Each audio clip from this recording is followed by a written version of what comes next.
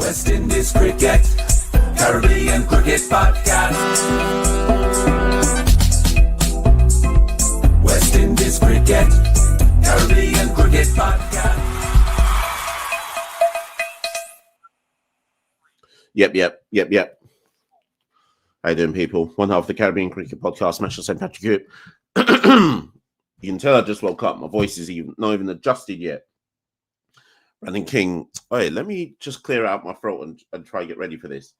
I didn't even brush my teeth, much less. It's long for me right now. Let me drink some water. The joke is, I just woke up at 6 o'clock in the morning, right?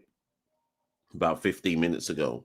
I wake up earlier than that to go to work, but I feel absolutely finished out here. I think it's because my brain is mentally telling myself that I've woken up for cricket, and that's long, rather than waking up for work, which has an actual sense of purpose behind it.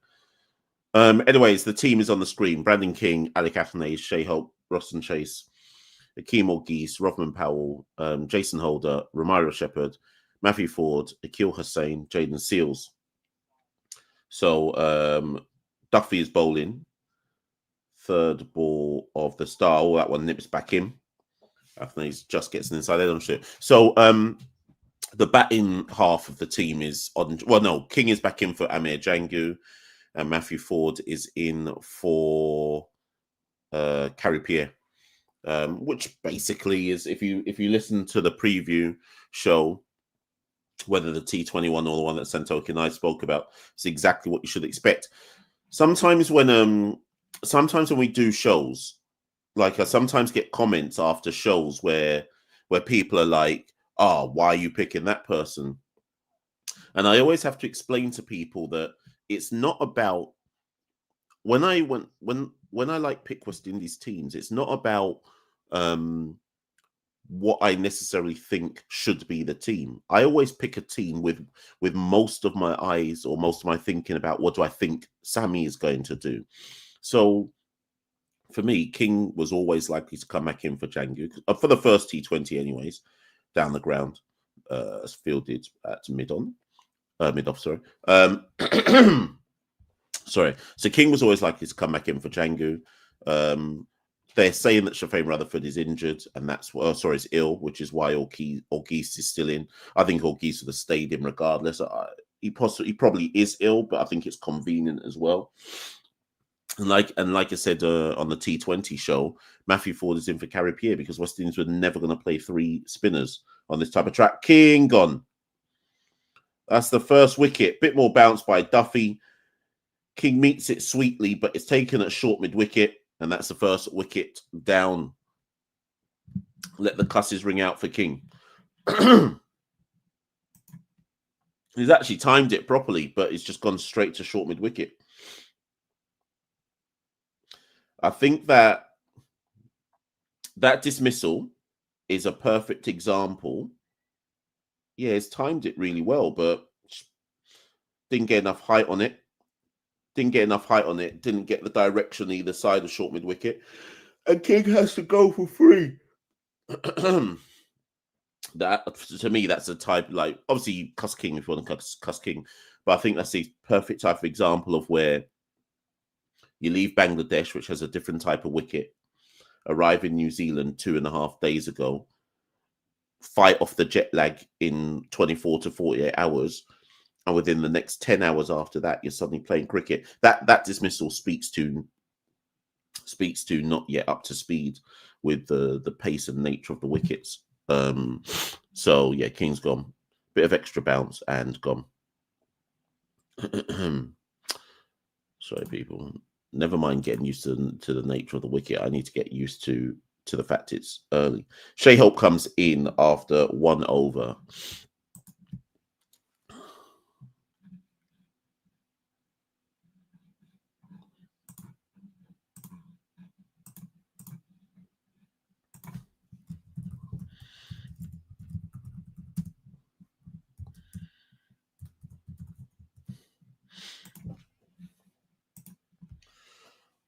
So DJ Bravo 1028 says Brandon King's whole career is that he either gets starts or makes big scores.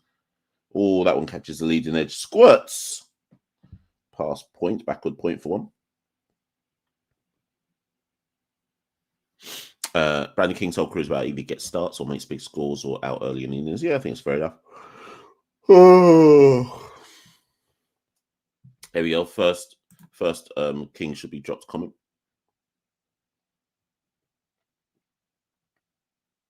As soon as I saw that New Zealand won the toss and opted to bowl first, I said, yeah, probably going to lose this game. Because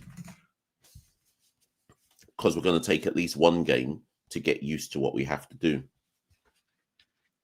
on these type of wickets. So,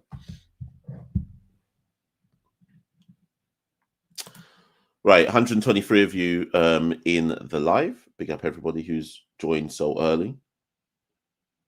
Down the ground, met nicely, but that's fielded on the follow through by Kyle Jamieson. No run.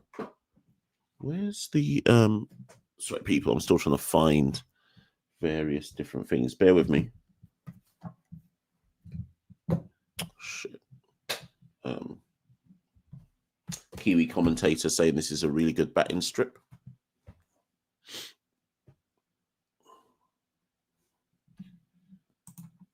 Master Errol says the jet lag.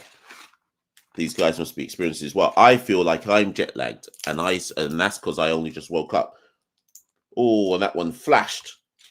Goes straight after it, Shea Hope, and it was so fiercely struck that it's gone all the way to the boundary. If Point had seen it, maybe it would have been caught, but it was struck so well that I'm not even sure if he would have been able to catch it. Yeah, it went straight at Point, went straight at backward Point. But the pace of the shot was too much. I'm not sure who the fielder was there. A couple of these Kiwi man. I don't know who they are. All these Kiwi man look the same. They all have mustaches and mullets.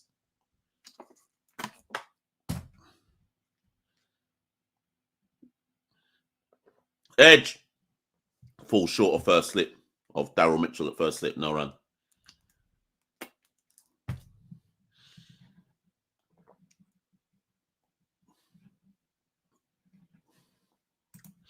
Larry Lungful says, New Zealand are here. Big up any Kiwi fans who are here. Apologies for the early morning. West Indies are my second favourite team. Big up, Larry.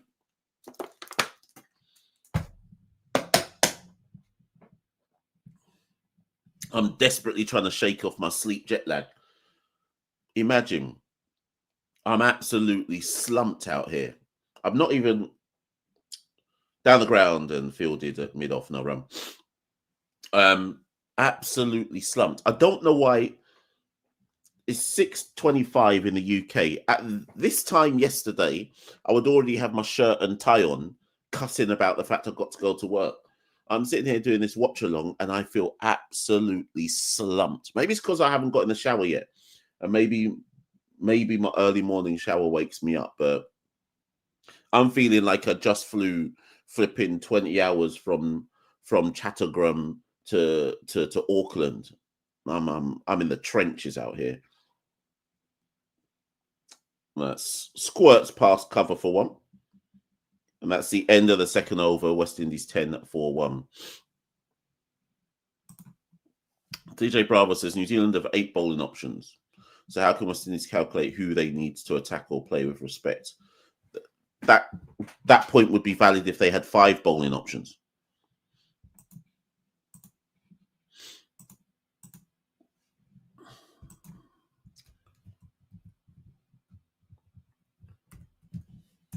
Well, the thing is, these New Zealand games, there's another one at 6:15 tomorrow as well.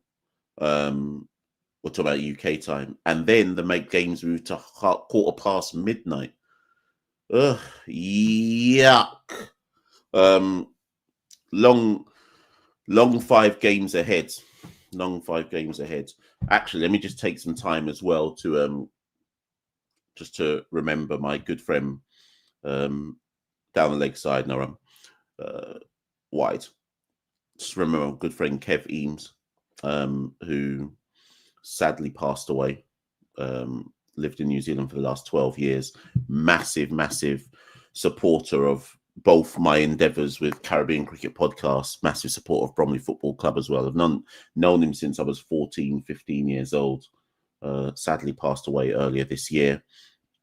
Kev and I had made plans, or had certainly initiated and started to initiate plans that I tried to get to New Zealand for these games in Wellington. But sadly, Kev passed away. So I just want to, now this series has started, I just want to remember Kev. You know, great guy, absolutely great guy. One of the most positive, supportive guys. So rest in peace, Kev, man. Second ball. Hope on the charge. Nothing but thin air. You can see that the West Indies players are not, I wouldn't say struggling. Struggling is too strong a word, but you can see that they're having to get used to the bounce on these Kiwi wickets. It's to be fair to them, it's difficult. They're going straight from Bangladesh, where the pitches, certainly in the ODIs, weren't true, to suddenly coming to New Zealand where there's actual bounce and seam and movement. Yeah. Oh, that might be out. I think that's out. Hold on a minute.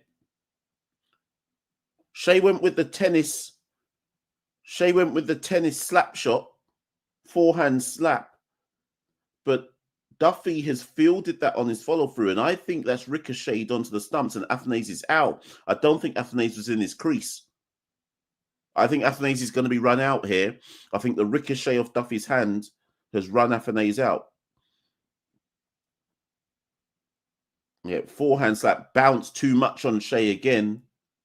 Ricochet and gone. Well gone. Not even remotely. It just depends if Duffy got something on it or not. But if he has, then Athanaze is out.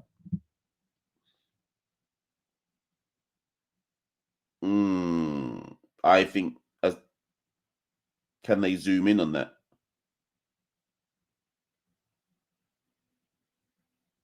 Well, Duffy obviously thinks he got something on it because Duffy's hands go up straight away to indicate that, but they have to zoom in and at least check. Now, here's the thing. The camera angle, there is no way the third umpire can use that camera angle to say, yeah, Duffy got something on it.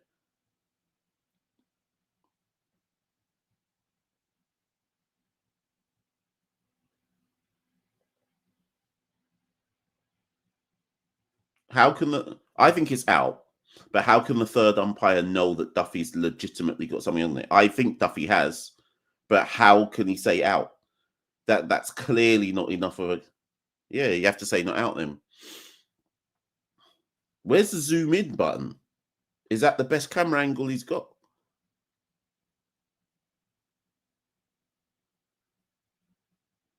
So that's bizarre, people, because the fans are booing. The fans are booing.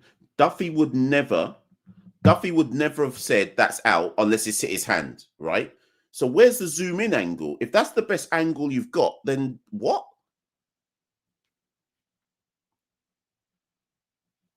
That was out, people. That was out, but the camera angle wasn't definitive enough because they had no zoom in. That is bizarre.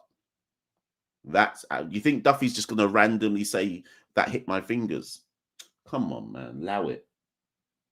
That's out, people. Athanaze catches a life. West Indies fan or no West Indies fan, that's out.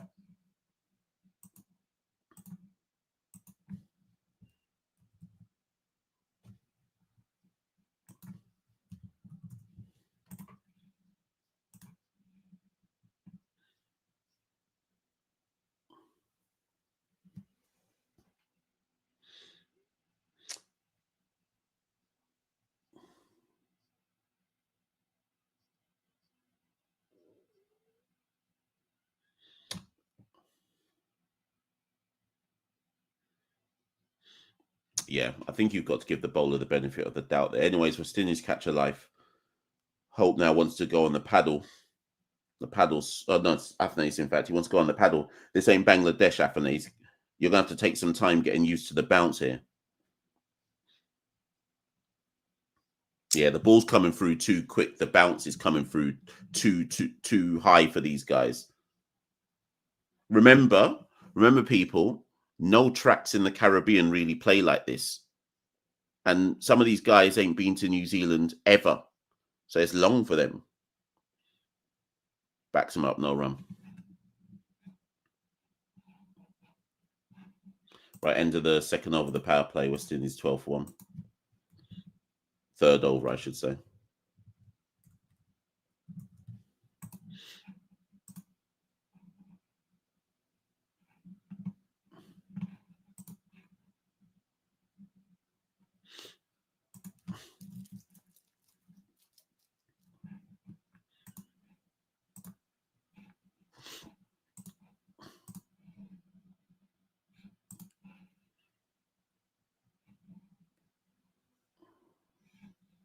So for those who don't know, the reason why DRS isn't involved in the game is due to technical issues.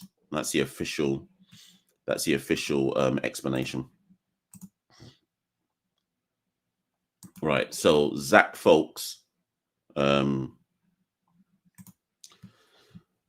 is bowling. Oh, immediate in swing there from Folks. Yeah, this is a madness West Indies today. So real madness West Indies today. We're going to get skittled out here.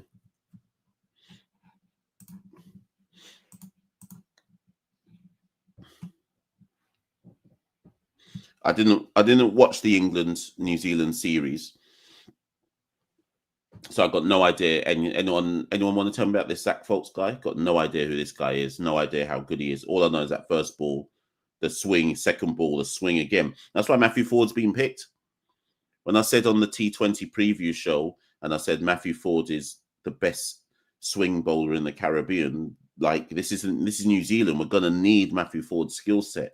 My issue is just how match ready is he? But if we're talking about the skill set, Matthew Ford bowls like this Folks guy. I think Folks is probably quicker, but that's Matthew Ford's skill set, right?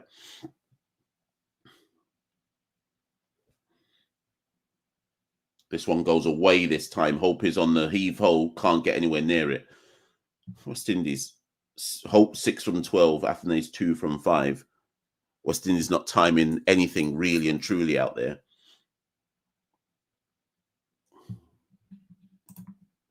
Larry says, disappointed Blair isn't playing. Tickner.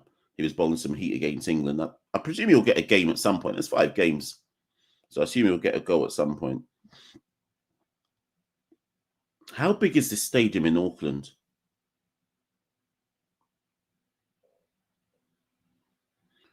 This one swings in again, but this time too much swing. Hope's able to tuck that into leg side for one. It's really interesting to me about both New Zealand and Australia, right? So this stadium at Eden Park, what's the capacity? And obviously, because it's so big, it looks like there's no one there. But I reckon if you put the amount of, obviously we haven't run the hard camera side here. If you added up all of those people, you're probably somewhere in the region of 10K. But it just looks like there's no one there because, right, so Drew says the stadium holds 41,000. So I guess my question, 41 somewhere in the, this time picks it up. And there is the first shot of anger. Over deep mid wicket for 6 by Alec Athanaze. Picks it up perfectly. Slot ball there for Athanaze. 6. Right, so Drew said 41,000. Kieran Brady says 55,000. So let's just say, argument's sake, Eden Park holds 50K. What would it take for a New Zealand game? What day is it today? It's Wednesday. What would it take for a New Zealand game to fill a stadium? Or is it that a stadium like Eden Park will only be full for like the All Blacks? Like, what does it take to fill these type of stadiums? Or is it just that it's not the weekend? Outside edge. Guided outside edge, though. Well, Com says a genuine edge. I reckon there was an element of guide in that one as well. Either way, 4 runs, so 6 and a 4. Athanaze moves to 12.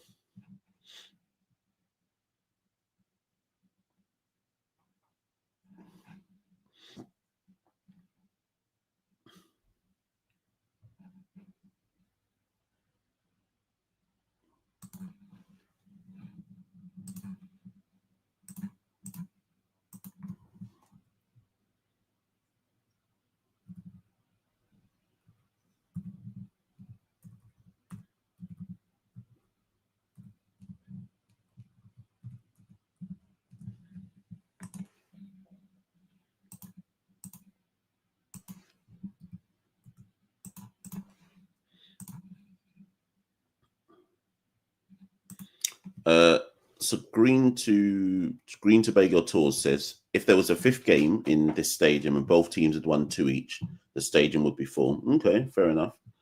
I just don't think cricket's that popular.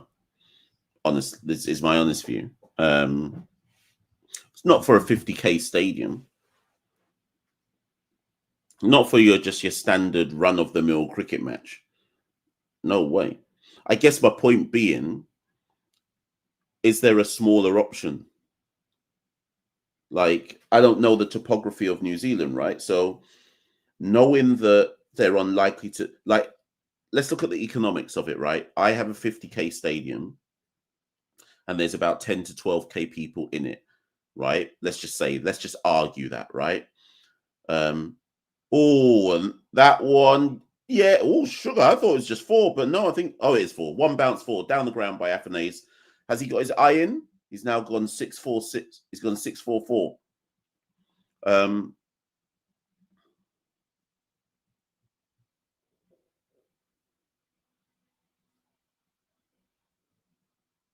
Is it 6? Yeah, just bounces in front of the boundary over 4 runs.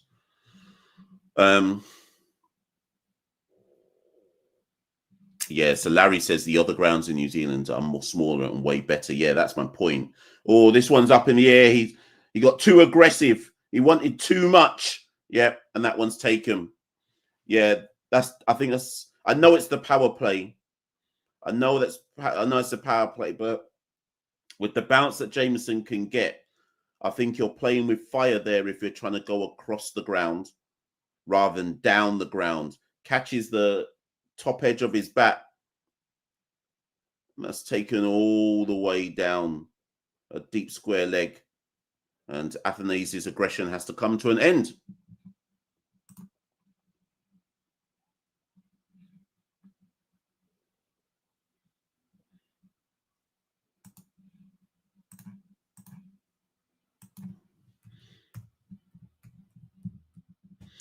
I think, if I'm not mistaken, by the time West Indies get used to conditions in New Zealand, the series will already be 3-0. Construction Pakistan says our super chat's on. I believe they are. I think they just aren't they just on automatically from the get-go?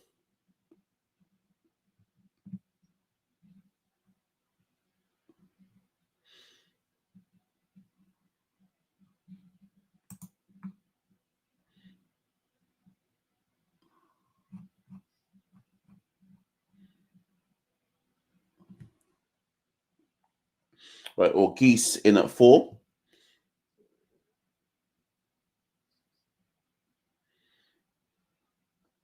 Right, so Bravo, saying Bravo because Bravo's music is on the speakers.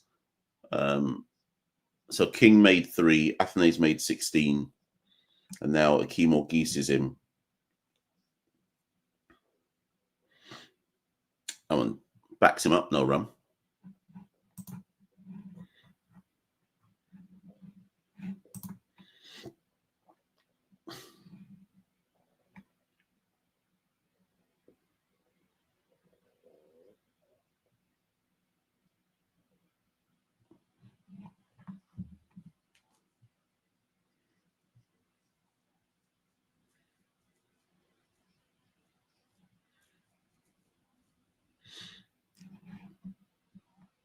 But this is the point that Santoki was making the other day on one of our shows. Geese wants one. He's going to get run out here. Ooh, if that had been a direct hit, he was gone.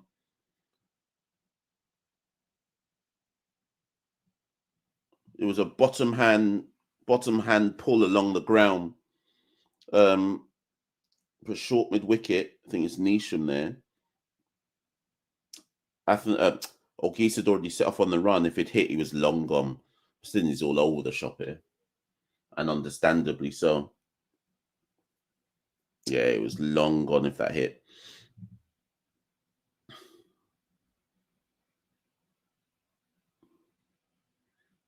Doubt Geese's one, not even doubt. Again, defended, no run. End of the over. 28 for 2 from 5. This is a like Bear of these guys ain't played in these conditions before, right? Athanaze never has, or Geese never has. You can just tell. Obviously, Hope has, but it's a long wait. Hope did Hope play in 2020? Must have done, or 2020. Yeah, he must have done. Anyways, the point is, it's been so long since we've come to New Zealand that it was like it's obvious. It don't take rocket science to know that we're gonna struggle in the first few games to adapt. Much less we only arrived a few days ago, having to clear cobwebs and jet lag out of our system. No way was West Indies going to be able to adapt so quickly. Duffy back on 1 for 6 from 2. Hope tucks that fine for 1.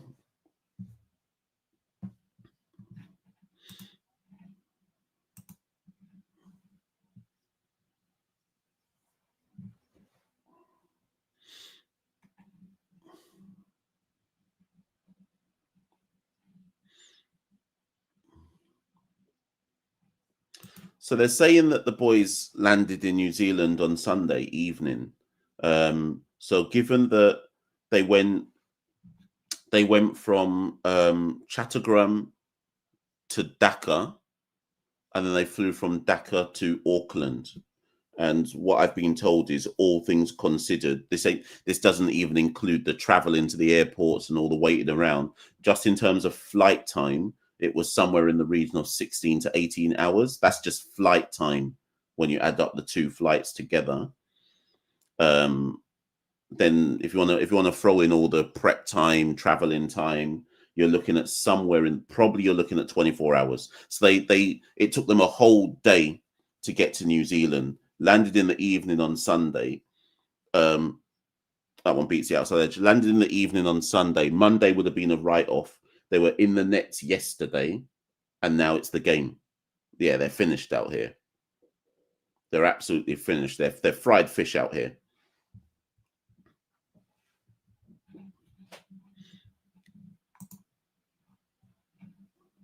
Crazy cricket scheduling.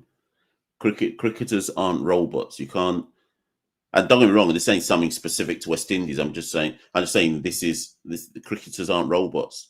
Oh, hits the back pads. Geese playing across the line. Oh, there's no DRS. There's no DRS. I was just about to say, why don't they review it? I was about to say, why not review it? But I just remember there's technical issues, so no DRS saves us. I think it's gone. Oh, was it Woody? Was it? Oh yeah, inside edge. Inside edge.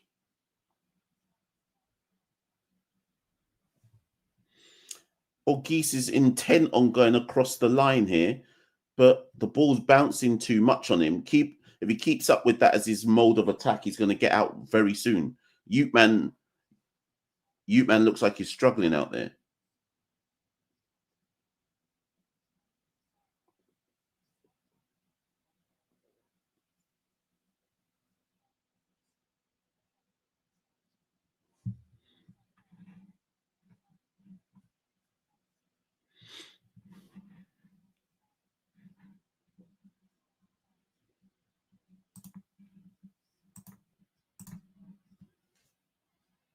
Oh, good bouncer there from Duffy, no run.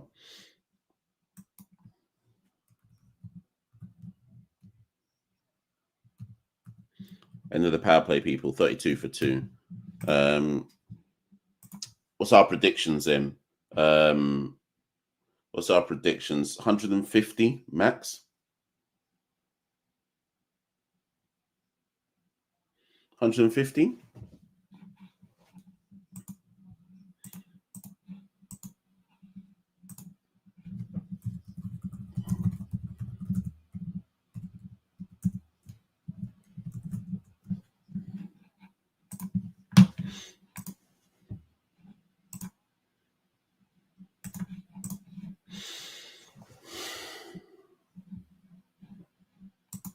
Yeah. So you miss. I mentioned this earlier on, Adrian. So Adrian says, "Weren't you going to go to New Zealand to watch the series?" I do remember you saying you could go to Delhi to watch second test or the New Zealand tour. Yeah. Just a few changes. Geese again, leg side, but bounces once in front of deep mid wicket. Wanted 2, but they have to stick to 1. Yeah, every single shot from Geese so far, he's gone for that leg side pull or leg side whip. Purely playing on the leg side. Does he have an offside game for this wicket, for the nature of this wicket? Yeah, so just basically changing circumstances. And the joke is I had holiday period during the Bangladesh series, right? But when I looked at prices to get to Bangladesh, I said, nope, that's not happening. And also it was an absolute, like I had to change flights, leading edge again, Noram. To get to Bangladesh, I would have had to change flights like twice, 3 times, something like that. I said, nope, that's not happening. And then when the New Zealand dates, it just didn't work in the end, which is unfortunate, but you know, it is what it is.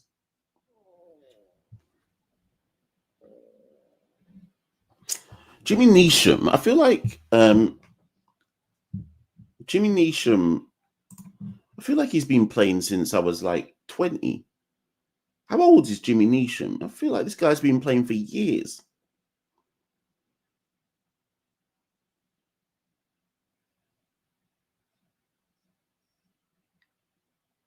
Hope on the drive, and that's aerial. There's no one down there at deep cover, 4 runs.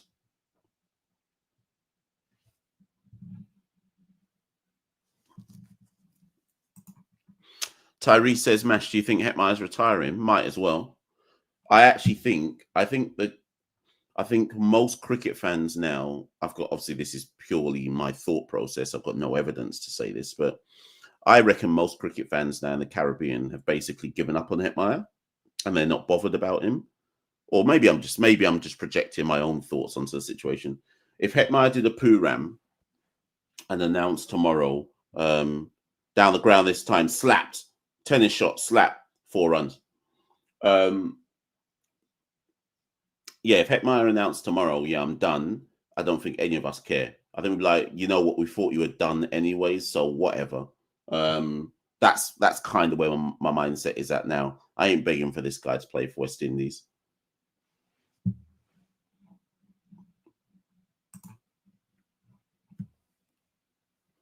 I saw, actually, let me speak on Pooran in a bit, because I've got a few things to say on that. I should probably leave it for a video, but I've got a few things to say on that. I'm not happy. This time, squirts it down to mid-on for 1.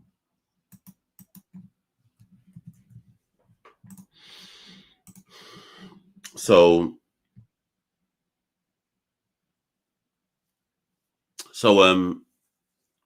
yesterday, or in the last few days, Pooran did an interview with Crick Tracker, right? And there's like some viral clips running around online where Pooran basically says, you know what? I'm paraphrasing, but this is basically what Pooran said. Pooran said, ultimately, I played a lot of cricket for the West Indies, and I just felt it was time to move on to the next stage of my career. Bouncer left alone. Oh, no, it's a wide, sorry. I've got 2 main points that I want to raise, and I'll leave my major discussion. I might say to Santoki, let's record an episode on it or something, but my major thought process that came on it was as follows, because I'm not in the business of fanboying cricketers, right? And I think I need people to understand something else as well. I can think two things can be right at the same time. I can think that Nicholas Pooran is a fantastic cricketer. Come back to that. And it looks like he's finally out. Finally goes offside, up in the ground, and that brings an end to what is a simply putrid innings from Augeese. Yuck. He's gone for 2. He was never comfortable at the crease. That was coming. I don't think in the 8 balls that Augeese faced, I don't think he timed any of them. Really and truly, I don't think he properly timed any of those shots. Augeese's innings was symptomatic of what happens when you chuck in a Ute man in conditions that they've never experienced before. That's not Augeese's fault. He just looked like he was out of his depth, and he's got to go. West Indies 43 for 3 after 7.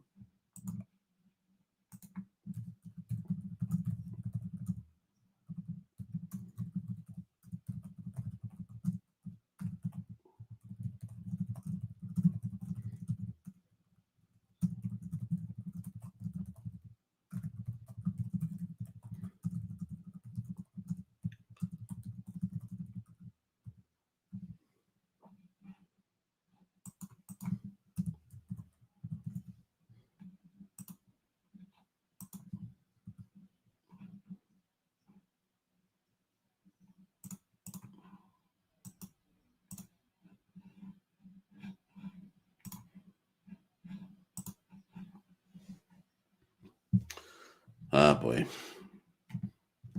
So 43 for 3 from 7. Like I say, the most I can see West Indies getting from here at the very most is 150. Run rate 6.14.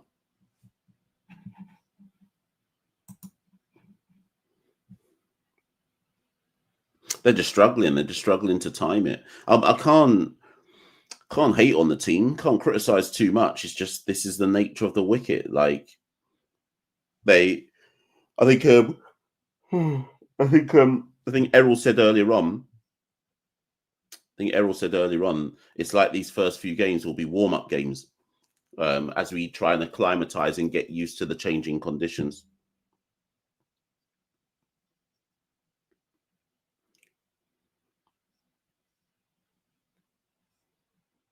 Right, New Zealand finally bring on a spinner.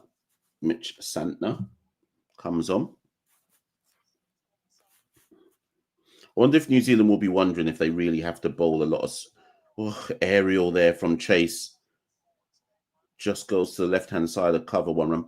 I wonder if New Zealand will think, hold on a minute, given West Indies struggle with the bounce and seam and movement, do we really need to play?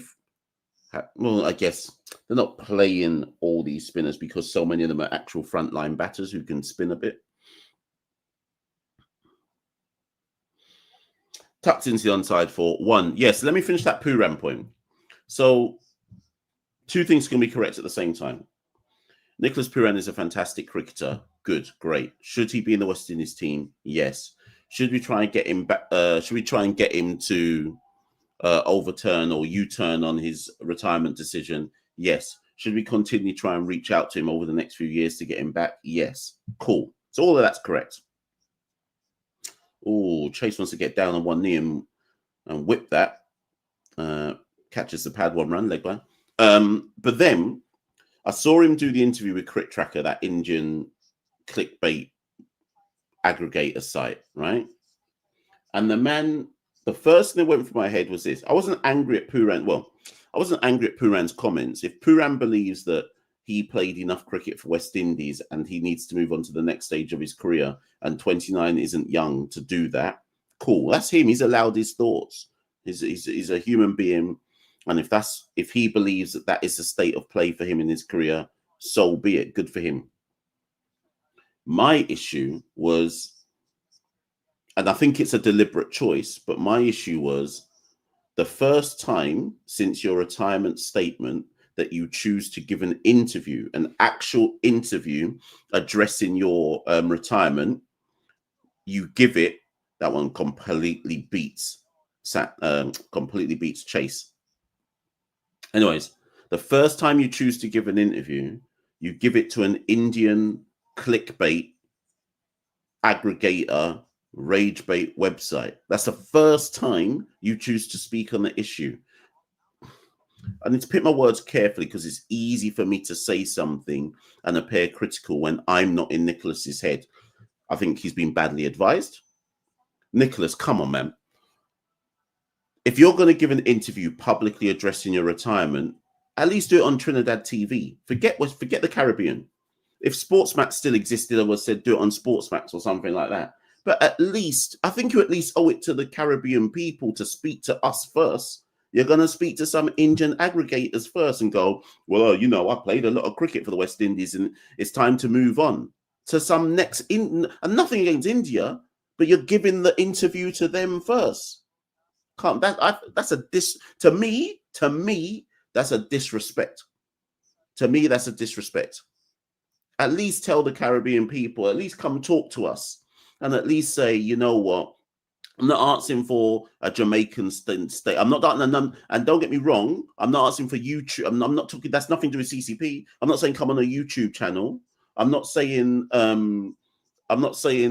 give an interview to someone like me. No, not at all. I'm saying go on TV, go on a syndicated, one of the top CNC, whatever, go on a top channel in Trinidad, have your sit down interview and say, listen, I know people feel upset about it, but you have to understand it from my point of view. I played a lot of cricket for the West Indies and I just felt that's fine. I can't cuss you for that because at least you gave it to us, the people of the Caribbean. You told us first. You run into some Indian guys, not even an Indian news channel, some next aggregator guys, and that's the first time you're speaking on the issue. Yuck. I hated that. I took that as a disrespect to the Maroon. I hated it. Anyways, I'm gonna talk on it. I'm gonna talk on it at a later point, but it's a watch along and just talking on some stuff. I hated that. Yuck. Who advised him to do that? Yuck.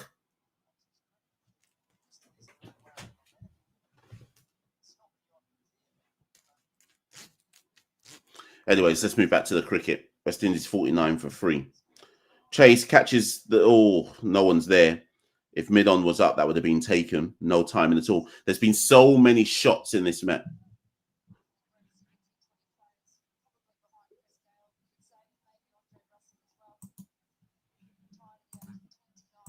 Hold on. Why come suddenly talking about Puran? Are they watching my watch along?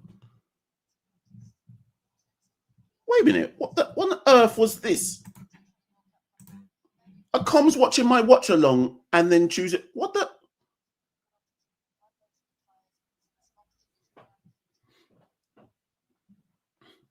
Hope on the pool. 1 bounce 4.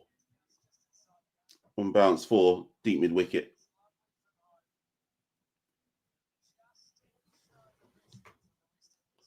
What the hell was that? I just done my Puran monologue and comms just started talking about Puran. Did anyone catch that? What on earth? What on earth is what?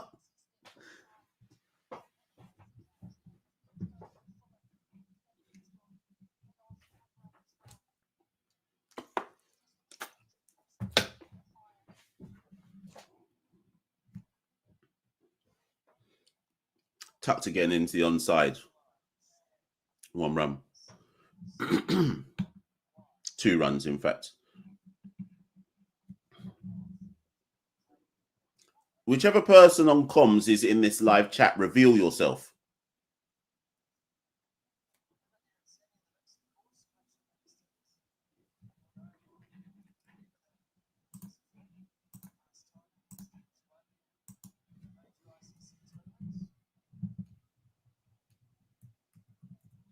They just show the picture of Sammy and Athanaze. Maybe they're watching me on the watch along as well. There's 2 laptops there. Are they watching me on the watch along? What's going on out here? Deep state antics going on right now.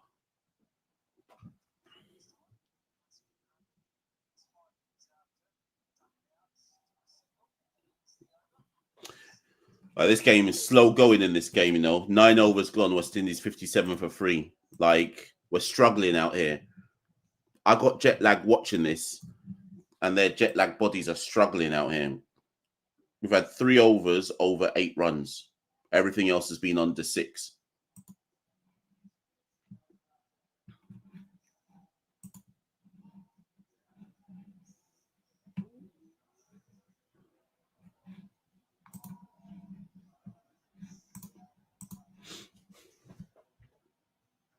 Who's left to come in after this?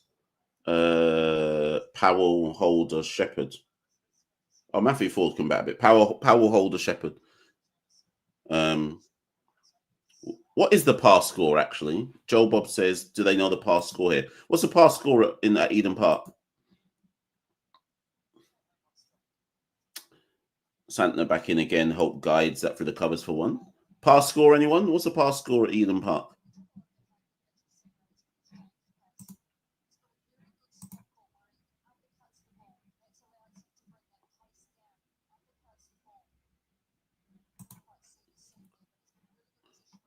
Hazam Toxin says it's, oh my God. So pass score is over 200 in the last 5 games. Jaja. We're 58 for 3 from 9.2 overs. Jaja.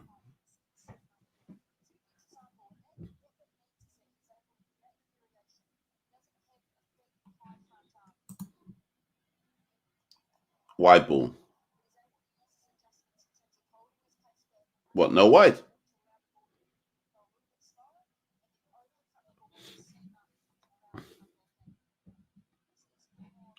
Herbert Gums tuning in from New York. What time's it in New York right now? 2 o'clock. Chase down the ground. Yeah, 6, in fact. Say down the ground. It's deep cover. Not even deep cover. So that's, I guess, in the kind of wideish, long off region. Anyway, 6 runs.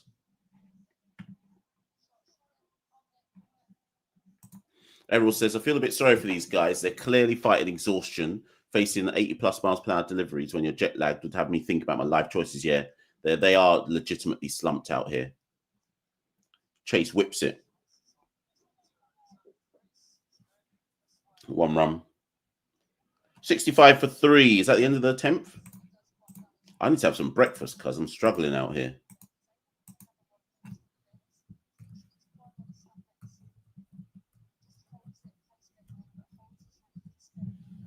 I wonder if any of them went toilet on the flight over from Bangladesh. Oh, just bounces. Hope went for the... Wait, hold on a minute. What's this now? Oh, my God. Hold on a minute. So let's unpick that. Last ball of the 10th over. Hope went for the pull. Caught too much of it. Just bounced in front of Bracewell, who was down at long off. Hope's in there for 5. I thought there was an issue with the run out there, but Hope's in. 1 run. Right, end of the 10th, end of the halfway stage. 10. Right, so you see when you go on a long haul flight, people, I want to see which one of you are animals. Which one of you are the real warriors out here, right? Which of you goes to, if you see when you're in a long haul flight, who goes for a poo on the plane?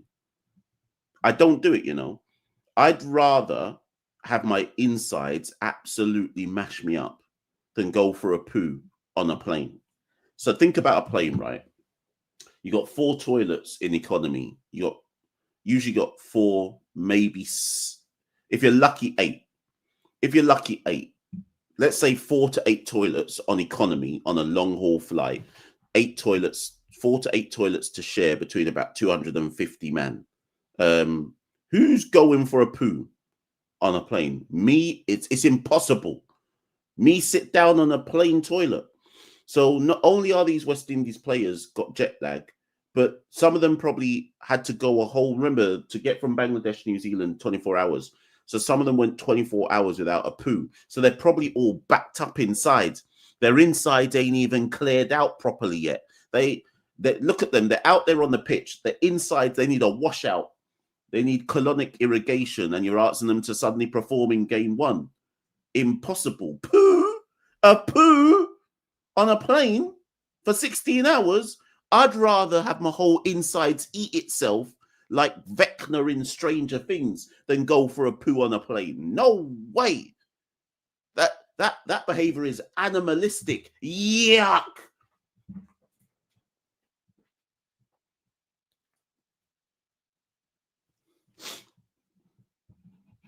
What, you lot thought you lot thought I was here to talk about cricket?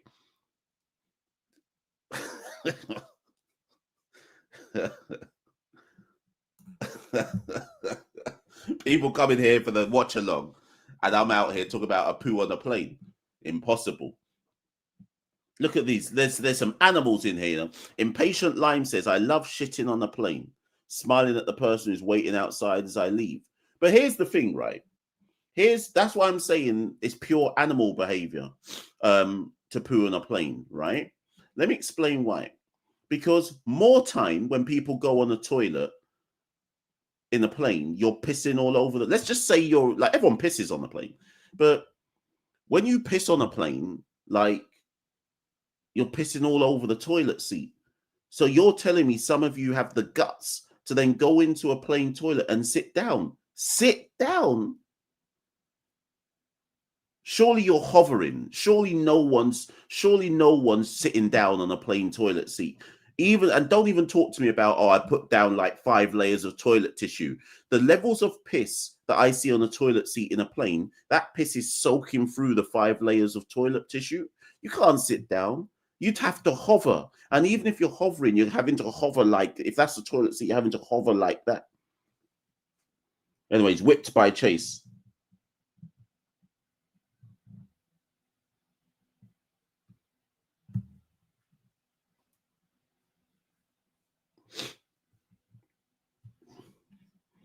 Let's see what people are saying. Let me find some comments because there's some of you in here.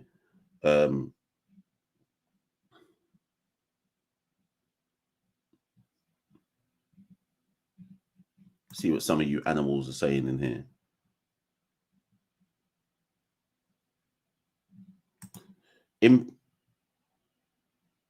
Oh, sorry, people.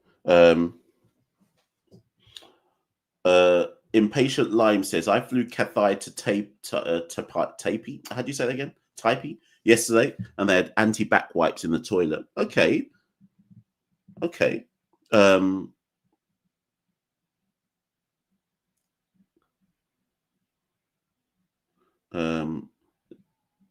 So you lot are saying that as long as you've got anti-back wipes, that's enough for you to clean a toilet seat and then go for a poo on the plane. So what are you? So what? I don't even poo at work, much less. And you lot now, what's this? Up in the air, but it's a muscle shot. 1-2 bounce 4. Yeah, I don't really even do that at work. Anti-back wipes. I don't think anti-back wipes is enough, for me to contemplate pooing on a toilet, pooing in a plane.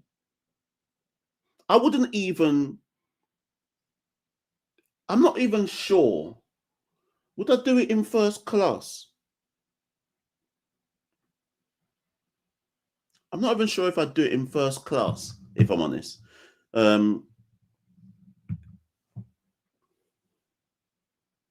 And here's the problem, because planes know what they're doing, right? The plane food is diarrhea food. I'm trying to think of which airlines I've been on where the plane food hasn't been diarrhea food. Emirates? Was it Emirates? Who did I take that time? I took Emirates somewhere.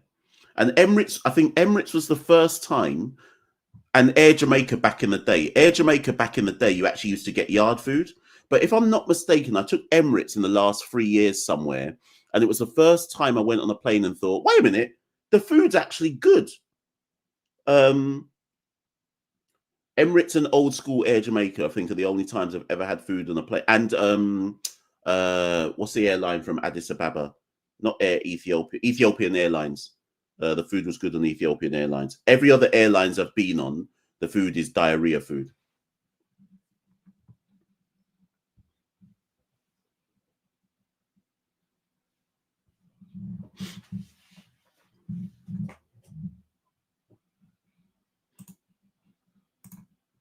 Anyways, let's get back to the cricket.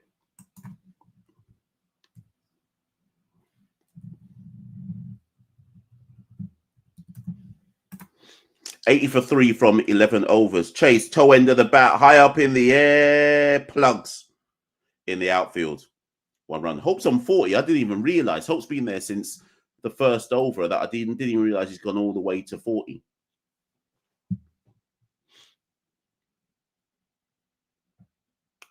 Yeah, pitched and turned away. Hence why it caught the outside edge of the bat. One of the reasons why I've stopped talking about the cricket is because this is such slow going.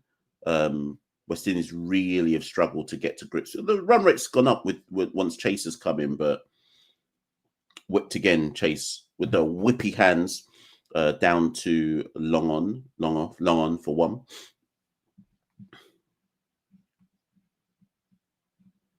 Tatted Prince says, I travelled to India earlier this year and mistakenly drank the top. My whole stomach was mashed up. The toilet was occupied every minute. I held that poo in for 8 hours from Delhi to London. Down the ground. Down the ground from Hope. Yeah, Hope's got his eye in. As usual, it's hope and prayers. So Hope's got to the pitch of the wicket, the pace of the wicket. And he's pulled out that tennis shots. He's pulled that tennis slap shot out at least 4 or 5 times in the innings. And he's, definitely up to grips with it now. 46 for Shai Hope from 34 balls. Oi, that one nearly bowls him down through the shot. Zachariah says, what's past score? The average score on this wicket, Zachariah, is 200 plus. So that puts in perspective what we're currently doing.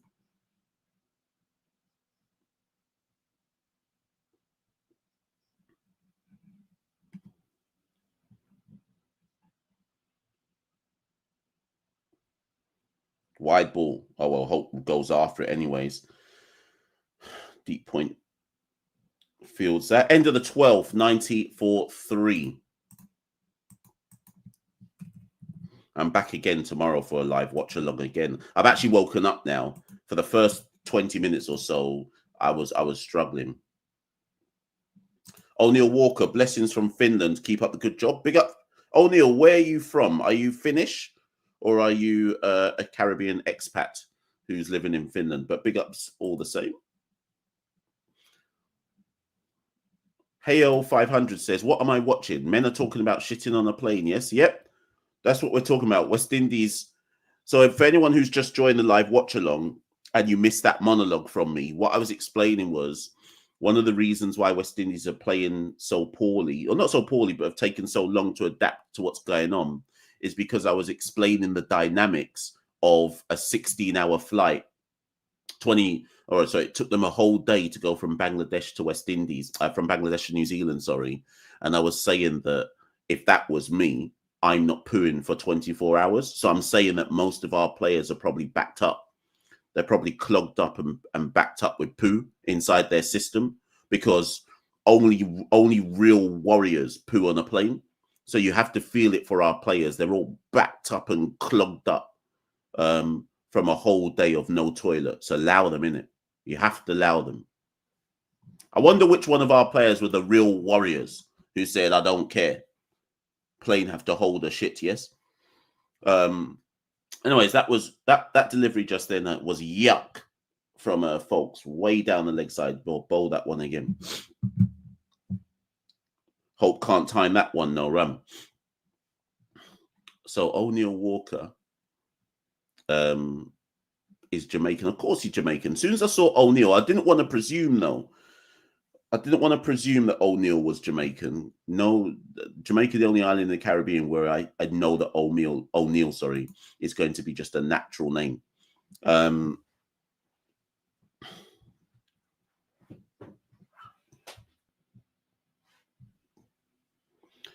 Hope, straight six, not straight six. I mean, again, it's where in the mid-off region. That brings up the 50. Long off, sorry. That brings up the 50 for Shea Hope. Good knock from Hope. As ever, the one batter we've got on our team who can acclimatize to conditions much quicker than everybody else. Moves to his 50 off 38 balls. Lock in now, Shay. Lock in now, Shay. You've got to grips with what the pace of this wicket's all about. Time for West Indies to cash in the back end.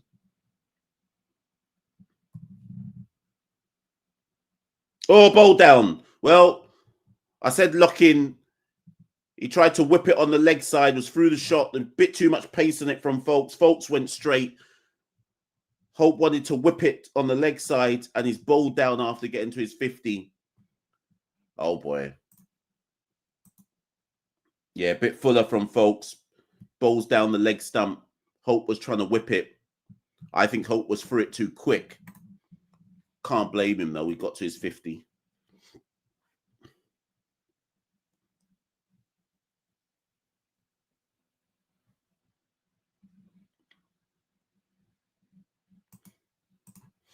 Rudy says, these unholy hours, I'm up for work in Trinidad. Wait, what time is it in Trinidad right now?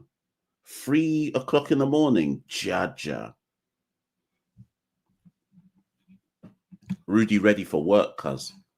I got my work emails open. I'm not actually at work today. Today is one of my CCP working days. So again, for those of you who've been following the CCP journey, I now am part-time at work. So I go to my day job 3 days a week. And then 2 days a week, I work on CCP-related activities. But because my day job, because my role is so senior, it's that catch-22. Anyone ever been in this position where your side hustle grows to a point where it's threatening to maybe one day possibly become a main hustle? So in order to, because what was happening was I was working 5 days a week and trying to fit CCP in around those 5 days a week, and I was just burning myself out. So I made the decision summer this year that I was going to go down to 3 days a week this year, or this academic year in September. So I'm 3 days a week full time. 2 days a week I work on the CCP project and some of the Bromley Football Club stuff I do, and basically the media stuff I do in various different guises. But the problem is, I'd love to hear anyone's advice on this. My role in my day job is so senior that even though I'm only employed 3 days a week and only paid for 3 days a week, everyone treats me as if I'm still there 5 days a week. So when I'm not in, I get about somewhere in the region of 250 emails when I'm not in. That's the minimum, 250 minimum usually, right?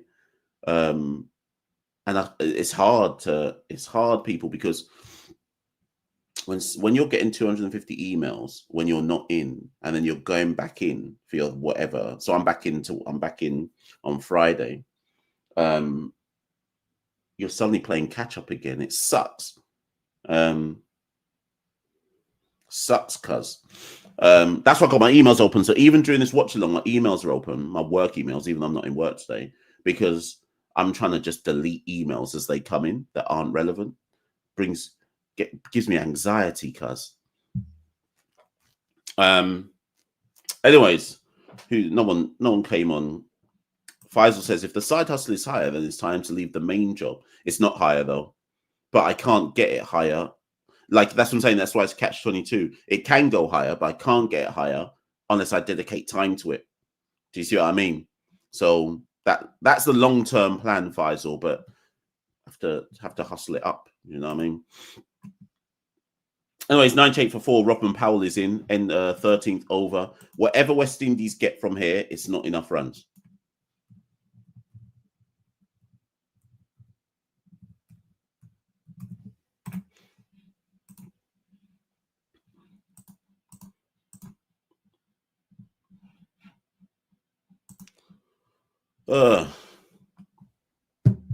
So they're saying projected score for West Indies at this point is 151. If that's our projected score, we are going to lose.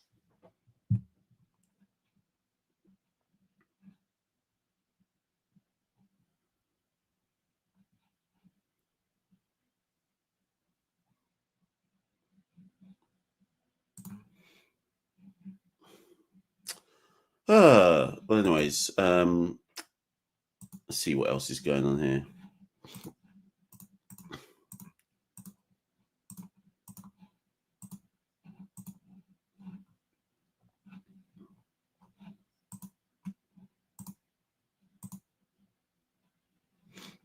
So right, so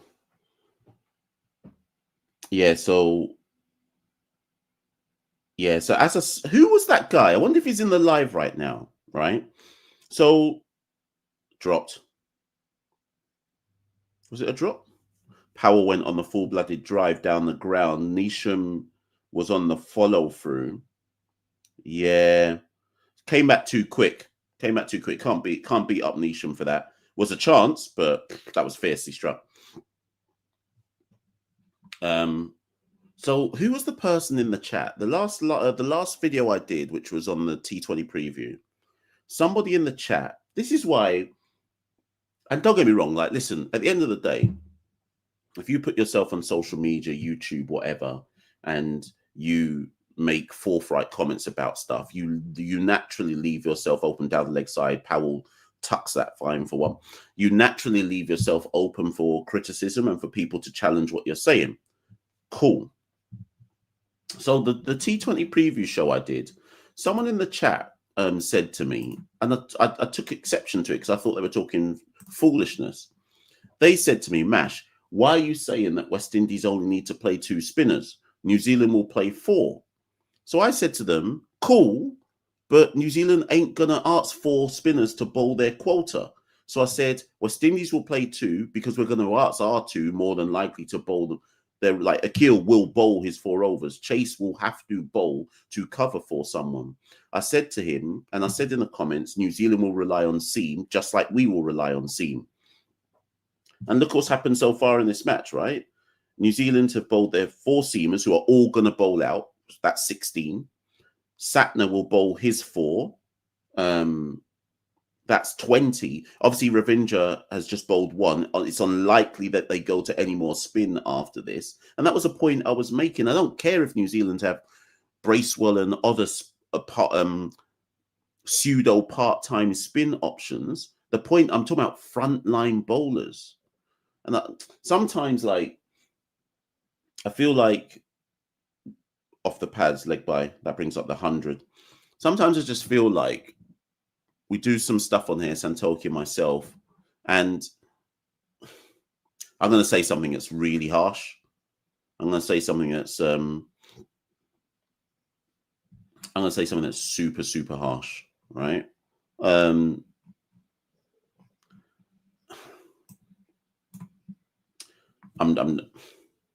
Okay. Hear me out. Hear me out. This is going to sound harsh. Sometimes we forget, right?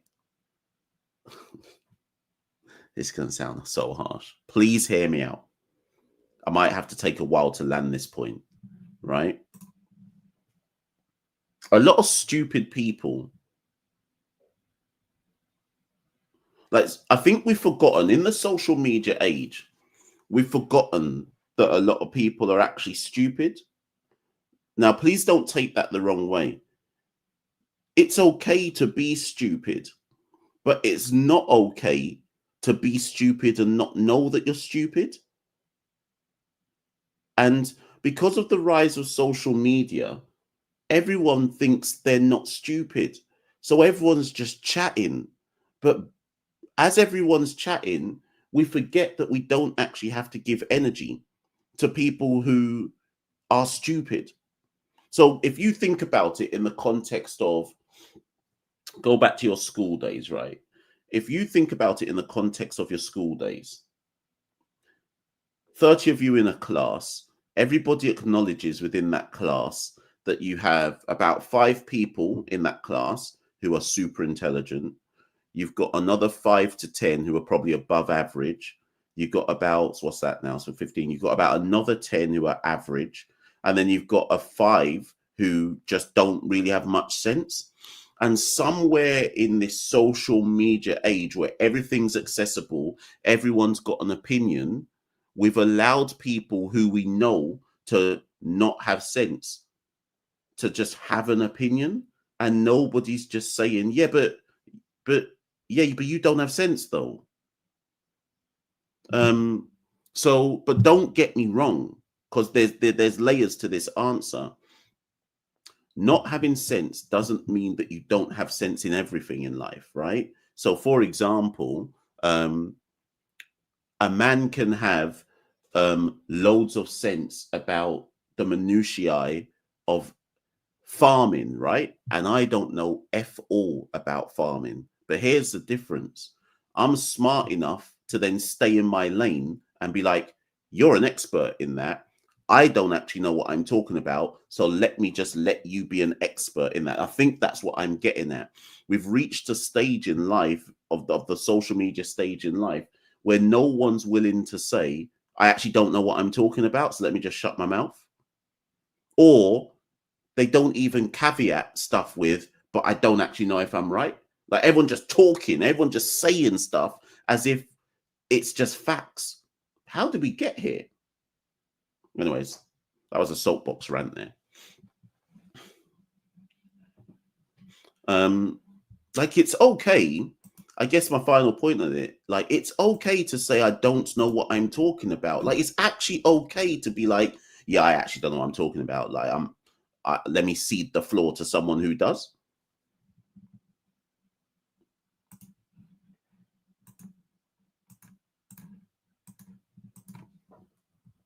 Anyways, it's 106 for 4. Again, if you're wondering why I'm going off on different tangents, it's because the game's slow going.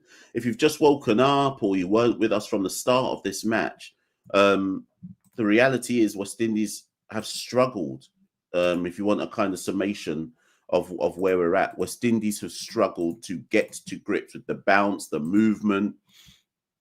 Again, see, that's a perfect example there. Folks gets one to swing into Chase's pads. Chase can't time it. Chase has been there a while now. He's 20 from 20. That's not because Chase is playing a bad innings per se, which he is. But the point is that he's just struggling. Players before him have struggled.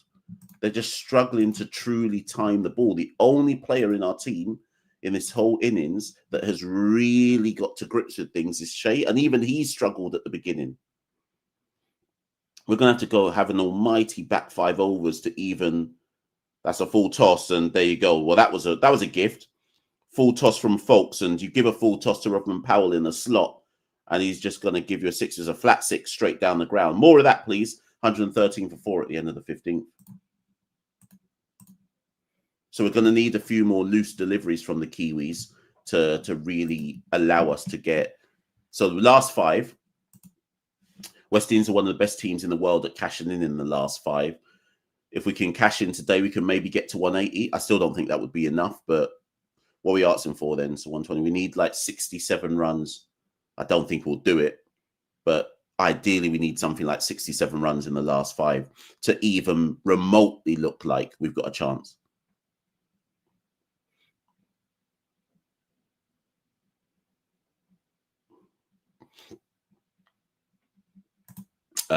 Tahir says, "Why is Yannick Carrier not in the team? He's barely in the Trinidad team. So never mind West Indies. You need to look at domestic cricket and ask yourself, how comes he barely gets in the Trinidad team? Yannick was in the TKR CPL side, right? If I'm not mistaken, he played 0 games for the Knight Riders in CPL. So if you're playing 0 games, fine, guided it for one, Chase. So I guess Chase is going to have to play that anchor role and just allow all the big hitters to come in. Powell and Shepherd, etc. Shepherd should come next, not Holder. We're in the last 5 now, so it should be Romario.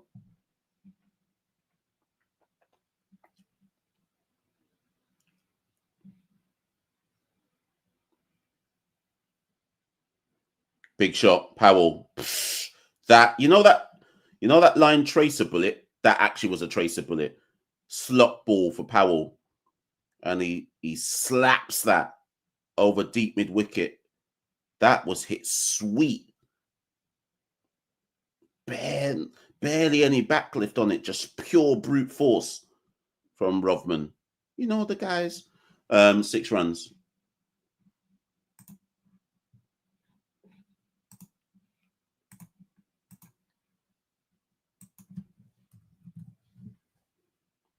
Wide. Didn't even do Powell again. He's gone after it. It was wide. Just plugs. He's gone in that far corner of the ground, that deep, like that deep long off region in between long off and mid wicket. That's the furthest corner of the ground. You have to go. You have to really have power to muscle that.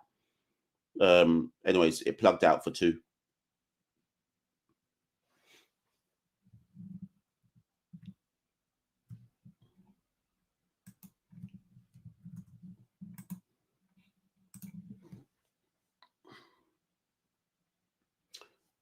No run. Who shouted no run? Because they've come through for 1. Or did he say 1 run? I thought he said no run.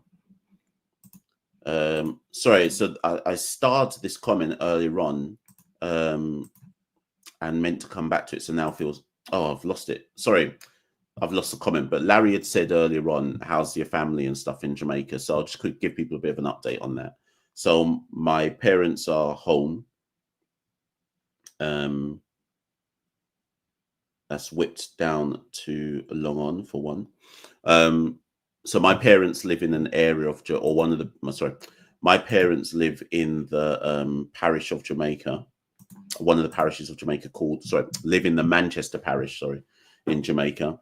Manchester was one of the regions that was hit. It wasn't the hardest hit, but it was definitely hit. My family are alive, very limited, that's why Paul again, very limited connectivity in terms of hearing from them. Like obviously in the aftermath of the hurricane, what was it? Over a quarter of the islands had no electricity and stuff. In terms of that's why again, sure, that's why. Yep. So the property is fine. I think the main damage in and around our property was that just trees are down everywhere. So like my parents had around their property, they had a bit of a patch of land that they grew some stuff on. So like coconut, yam, pumpkin, banana, whipped. Oh! Bracewell nearly pulled out an absolute worldie of a catch down at deep mid-wicket. Again, Rodman muscled it and it went flat, hard. Bracewell pulled out a one-handed dive. Deep mid-wicket, nearly pulled off a stunner, just drops it as he lands on the ground. Anyways, we get 2 for it. So all of those trees are down. All the trees are down. But you know what? Life's spare, property spare. So they're not really bothered about that, right? Like, as far as they're concerned, okay, the trees are down, all the produce has gone, etc., etc. But compared to the damage that others have faced in Manchester Parish, and compared to Trelawney, Westmoreland, St. Elizabeth, like St. James, like it's nothing, right? So we can't complain. But my fear, which has come true since the hurricane, is I always said to people that it wasn't for me really about the immediacy of the hurricane. I always said that my fear was about what happens like a week, 2 weeks after the hurricane has ended. And it started to happen. The death toll is starting to rise. As they're starting to get into the little communities in the country, they're starting to realize just how much devastation has taken place, how many dead bodies are under the rubble, how many people will have died due to flooding, people's livelihood just gone, bare houses mash up, farming produce mash up. Bear in mind that St. Elizabeth and Trelawney, that's where, and even Westmoreland, that's where Jamaica gets a lot of its produce from, its ground provision, mash up, agriculture, mash up. So we even know on the east end of the island, Kingston, St. Catherine, Portland, etc., even though they escaped damage, significant damage, the long-term impacts of this hurricane, people are going to feel it. Food prices going to rise. The more that some people can't get shelter and not even provisions, because the government obviously and the aid agencies are trying their best to get to everywhere. It's not even so much about provision for me, it's shelter. Violence is going to start rising. Like, we ain't going to recover from this. 2 to 3 years minimum, probably longer. Like, it's mad. And every time I watch the news, TVJ, which is our main TV carrier in Jamaica, every time I watch the news, my heart sinks. Every time I see people on camera talking about the sufferation, my heart is just sinking. The week after the hurricane, I had mad anxiety, just worrying about not even just my own people, but the nation in general. Like, we're on a, I'm not even sure the world fully understands what the hurricane has done. In parts of St. Elizabeth, Trelawney, Westmoreland, the only way I can describe it to people is it's the strength of the hurricane on that part of the island, to me, is the equivalent of a nuclear bomb. Like, in terms of the extent of the damage it has caused and pure just wipe out carpet bomb devastation. I'm not even sure the world fully understands what's actually happened. Like, Jamaica don't have the infrastructure in some of those places to survive something like that. So it's mad. It's mad.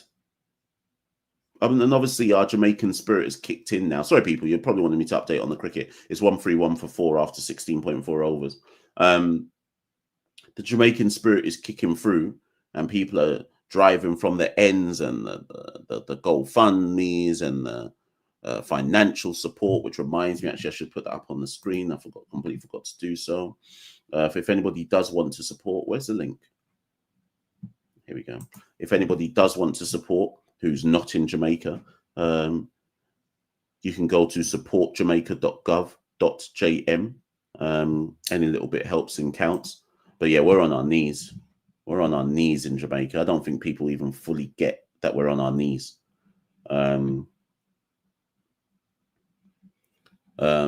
yeah, let me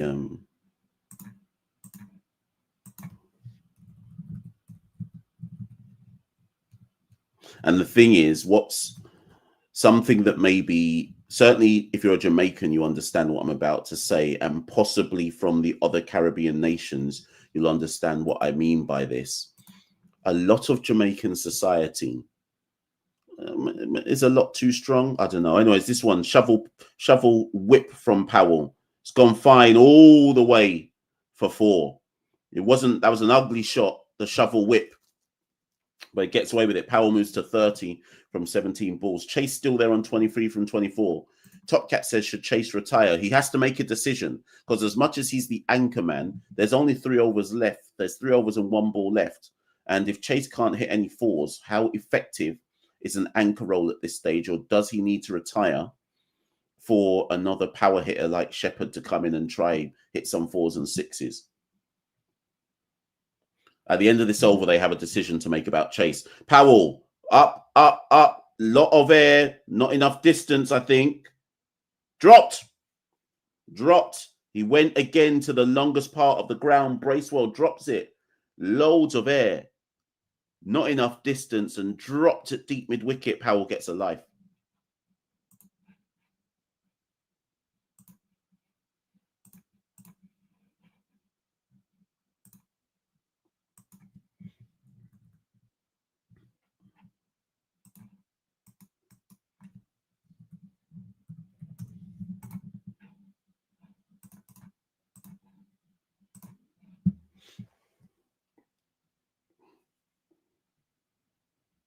Yeah, Powell thought he was gone.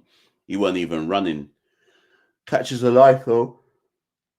Catches a life on the Bracewell drop. Down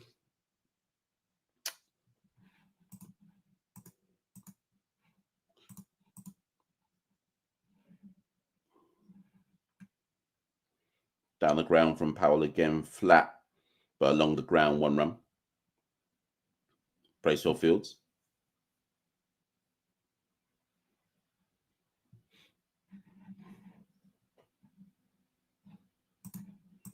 Big up Larry for the super chat. Larry's been with us pretty much from ball one today. Big up Larry. Kiwi in the house.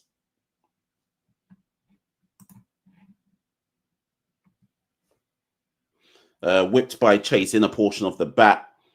And he goes for one. Chase is on 24 from 25. Should Chase retire, people?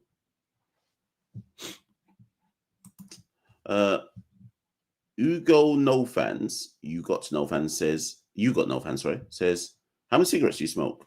0. I've never, check this out. I have never smoked a cigarette in my life. I have never smoked any kind of anything in my life. Straight edge out here, believe it or not. The thing is, and because some of you will be like, nah, I'm actually lying, but my dad is, I was raised in a deeply religious family. That's why I bore from Duffy. Yeah, I was raised in a deeply religious family, so all of those things were haram. So when you like, I never did the experimentation thing as a youth man. So I was never like, my dad and my mum made it pretty clear that if they caught me doing them type of things, they'd whoop my ass. So I never experimented with it. Never smoked weed, never smoked a cigarette, nothing. And I think I've always said that if you get past the age of 18 and past your uni years, so 22, 21, if you get past those ages and you've never experimented with anything, it's very unlikely that you're going to as an adult. Why would you? So yeah, straight edge guy out here.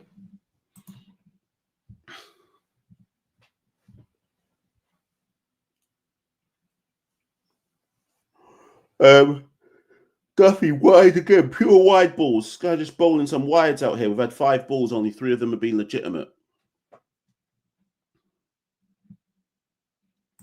Who gave me the worst beatings? Definitely mum. I think my dad just had to look at me and that was enough. But the worst beating I ever got, and I always say this simply because it's funny. I look back at it now because it's funny, but I remember at the time thinking it hurt. My mum, I back chatted to my mum once in the kitchen. I think she said that I had to wash the dishes. You know, as you get a bit older and you start thinking that you're a big man now. So she told me to wash the dishes, and I just said to her, "Why don't you wash them?" And before I could even finish the sentence, in one swoop, she had reached into the bread pan, picked out the fresh hardo bread, and whipped it in one motion round the backside of my head, and it slumped me. It's hard to explain, but the whole thing happened in one motion. So it literally went something like this. Machel, wash the dishes. Why don't you wash? Pa-pam! All in one, before I could even finish the sentence. Pa-pap! Round the back of my head with the hardo bread, and I was slumped. I always remember that one. All in one movement. I'll never forget that one.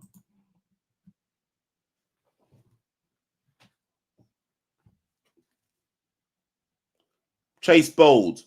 Good. Chase is out. He wanted to try and do the little paddle tuck around the fine. He's really angry with himself, but West Indies fans are probably rejoicing.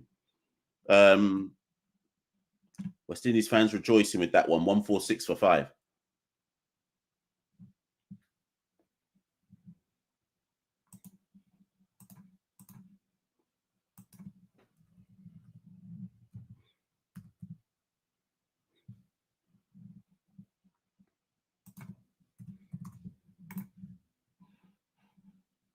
So Chase goes for 28 from 26. So Shepherd should come in now for the last 2 overs.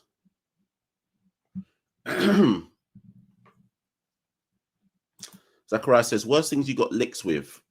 I think I got the I definitely got a switch once. Or was it like the phone wire? It was something like that. You know, one of them type wire things. I definitely got that once. Because there was this time when I stole my dad's. Oh, it's Holder. It's not Shepherd. There was a time when I stole my dad's razor, and I had an afro at the time, and I don't know what I was doing, but I I cut out a piece, like a hole in my hair.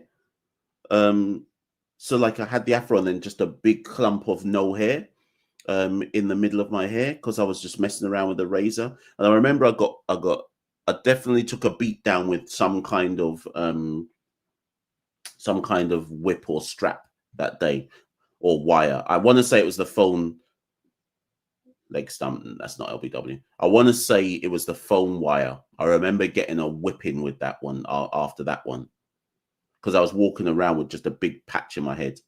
And not only did I take the whipping with the wire, I had to go fetch it. But you know what? I think we've discussed this on we've discussed this in the CCP Discord group before. If you want to be in the Discord, by the way, people, you have to become a patron. To become a patron, I should just tell people, because some of you might be new. To become a patron, go to how do you do it again? Go to www.patreon.com/Carib Cricket. So yeah, they whoever, I can't remember which one it was, but they told me to go fetch the wire.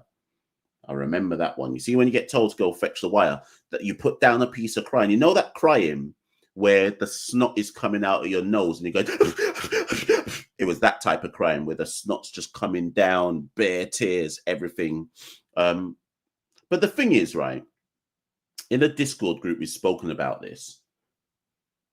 At no point in my life have I ever looked back at the beatings and thought that was abuse and I didn't deserve that and so on and so forth. At the time, and even now, is that gone? Top edge gone. Powell's top edged it behind the stumps to the keeper. 148 for 6.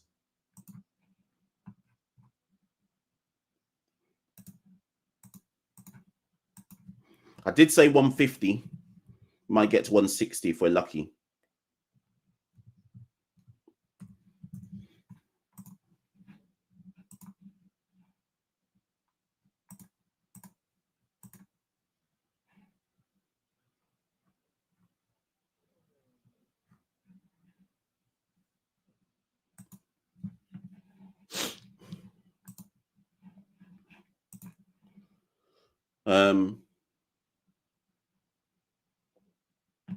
Yeah, so just finishing that point about beatings. I look back at the beatings, and I always say to myself that should parents beat their kids? No. Am I there to tell? Am I there to? Am I saying that like from any kind of lofty position to say you're a bad person if you do? No, I'm just saying I don't think we should. I mean, I've got a 7-year-old daughter. I've never beaten her, but I don't look back at my family and any beats that I got and judge them for it, because I just think it was it's a different era. I think we're judging a completely different era for that generation, the generation before them, where beatings as a form of discipline was just what you do and what you learn. And how can you can be disappointed about it, but I think it's hard to look back at it at a Caribbean parent and say, why did you beat me, when that's what they grew up with, as that's the form of discipline. My generation and the generation that comes after me is probably the first generations that will probably look and go, what are we doing? Why would you do that for? Like, do you know what I mean? It's like times change. Times change. I don't look back at my parents' generation and grandparents' generation and say, boy, you lot were harsh with the beatings. 4 runs from Jason Holder straight down the line. And also I look back at some of the beatings that I got, and I actually think I deserved it. Not in a oh my God, don't say that way, but just in some of the stuff I did was deserved something. Certainly when I look back at the Hardo bread beating, and I told my mum she should wash the dishes herself. Yeah, I deserved something for that. Like, I look back at the Hardo bread beating and I laugh about it because I get it. I get why my mum caught me with that one. Well, I'm saying to my mum, why don't you wash the dishes? Am I okay? Am I all right about about why don't you wash the dishes. If I said that to myself right now, I'd put myself in a chokehold. So I kind of look at it like that as well. Oh boy.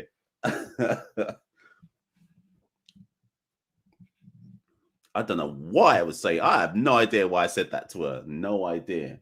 I wasn't all right.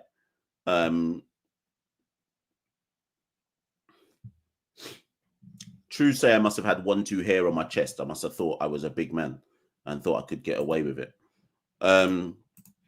Right, so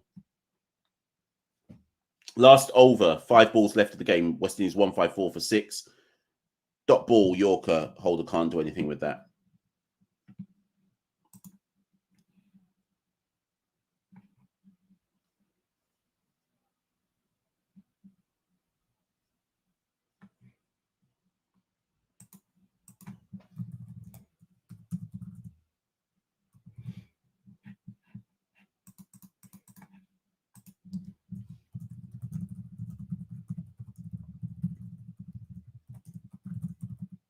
Just updating Twitter people, bear with me.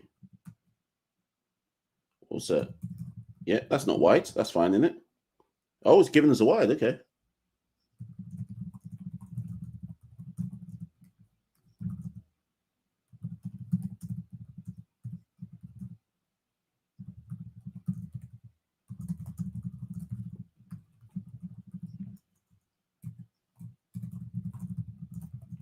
The other thing I would say, though, just about this as well, because again, this is something that Santoki said in our preview series shows. We have to remember that these conditions in New Zealand are going to be no run there. Holder goes for the heave hole, gets nothing on it. So far, only 2 off it, 3 balls to go. So as Santoki was saying, these conditions in New Zealand will not be the same, will not mimic in any shape or form the conditions in the World Cup.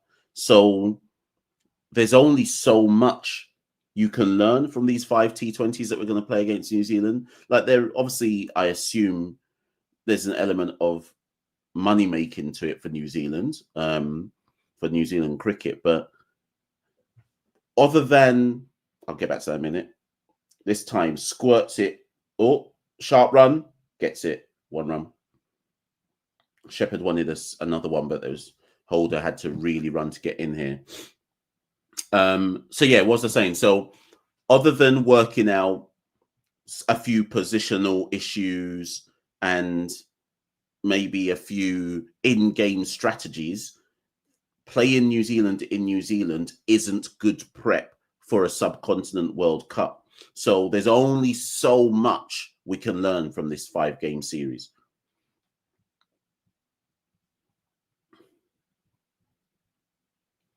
Anyways, 2 balls left. Shepherd on strike. He's faced 3. He's got 1 run. Leg side, and he helps that. 1 bounce 4. Helps it, whips it round the corner. There's been a lot of shots like that. 1 bounce 4. 160 for 6.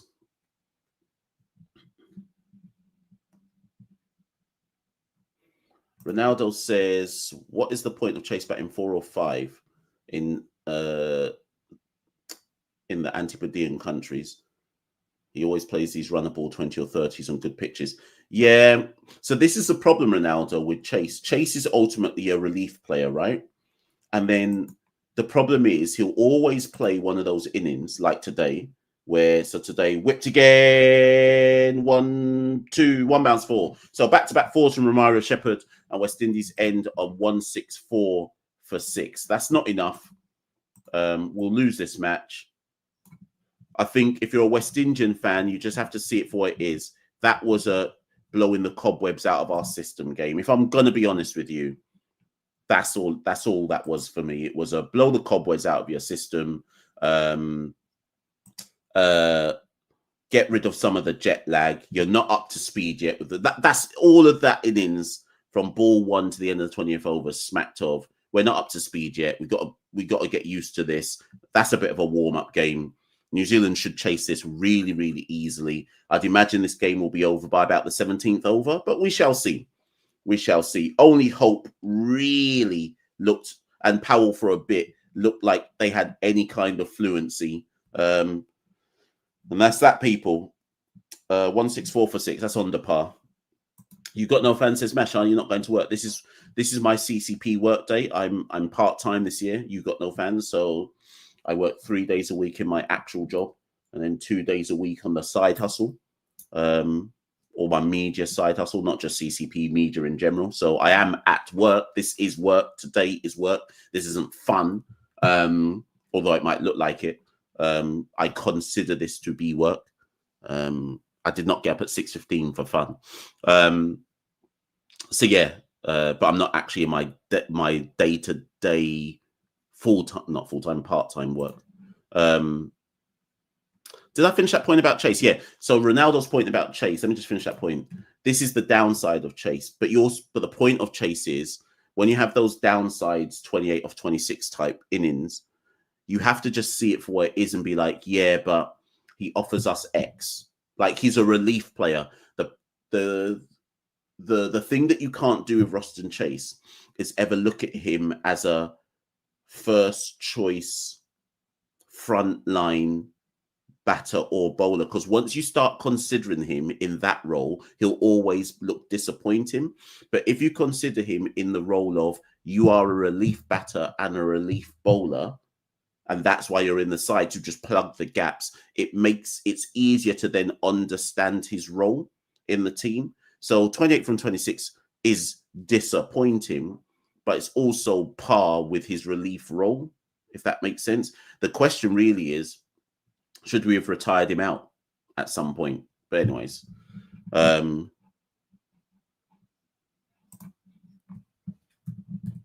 so what I've just tweeted, I'm going to go get some breakfast. What I've just tweeted is this has been my synopsis on Twitter.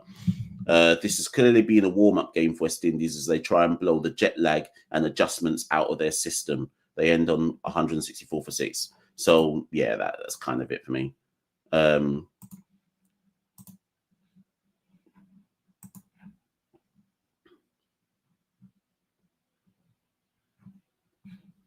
Right, people, I'm going to go and eat some breakfast. I've been up for an hour and 45 minutes. I'll be back soon, people. Yeah. Let me just update people. Let me just update this.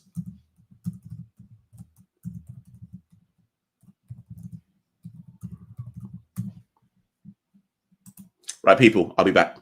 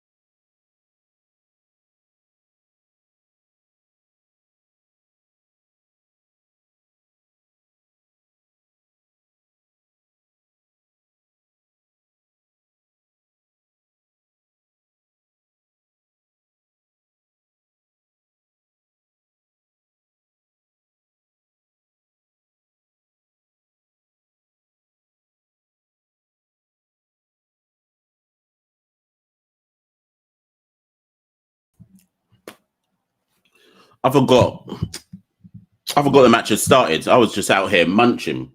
I was like, yeah, let me just eat my breakfast. I'll go back in 5 minutes. We're back. And Jaden Seals has taken the new ball, and New Zealand are 7 without loss after 0.5 overs. So apologies, people. I was eating some oats. I was eating some crumpets. I was enjoying myself. The only thing I haven't had is coffee. Whipped that one from Conway. They'll come back for 2. 9 off the first over, and New Zealand are back. Also, New Zealand are on the way in chasing this 1-6-4 for 6.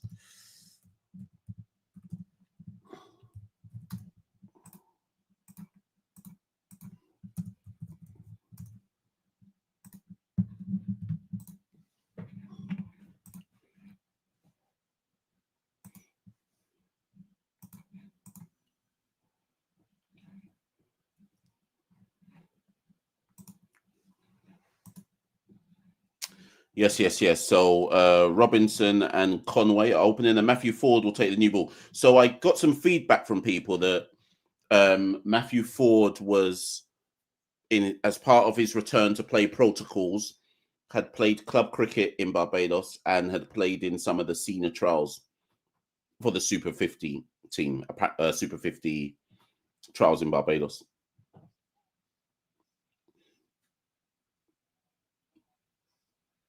Pulls out of the first ball. Right, so these conditions should suit Matthew Ford. We can quibble about pace or lack thereof. We can we can quibble about if he's match ready again. But if there is swing on offer, Matthew Ford is one of the best exponents of that in the Caribbean. So we shall see. Let's see how he goes. That one's just military straight and push straight through cover for 4.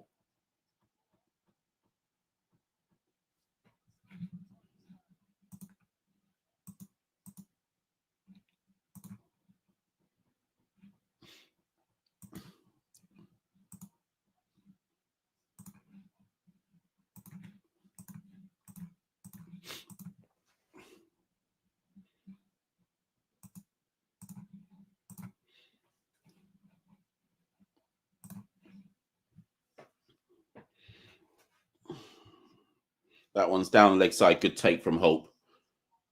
So wide. Hope prevents it being 4 extra runs as well.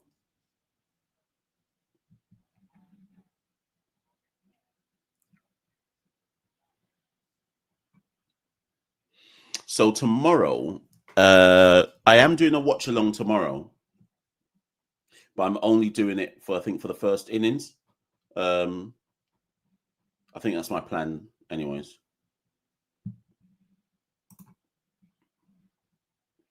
Leg side again, takes the pad, 1 run.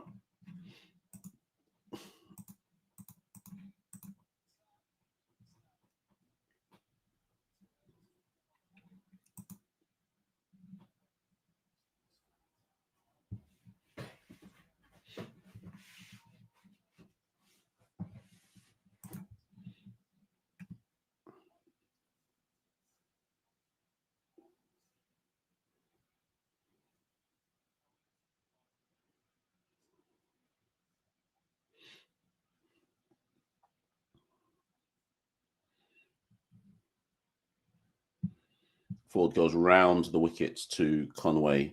Oh, beats the outside edge, Nora.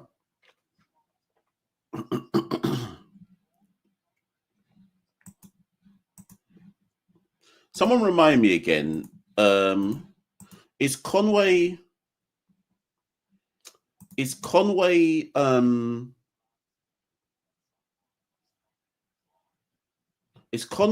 South African born? How long did he live in New Zealand for? This isn't anything against him. I want to make a point about West Indies. Oi! That one nearly bowls down his stumps. Conway don't know what was going on there.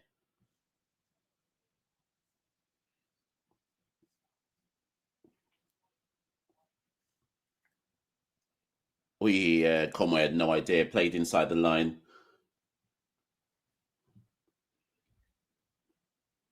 Just a tiny bit of movement away. Might explain why Ford's gone round the wicket.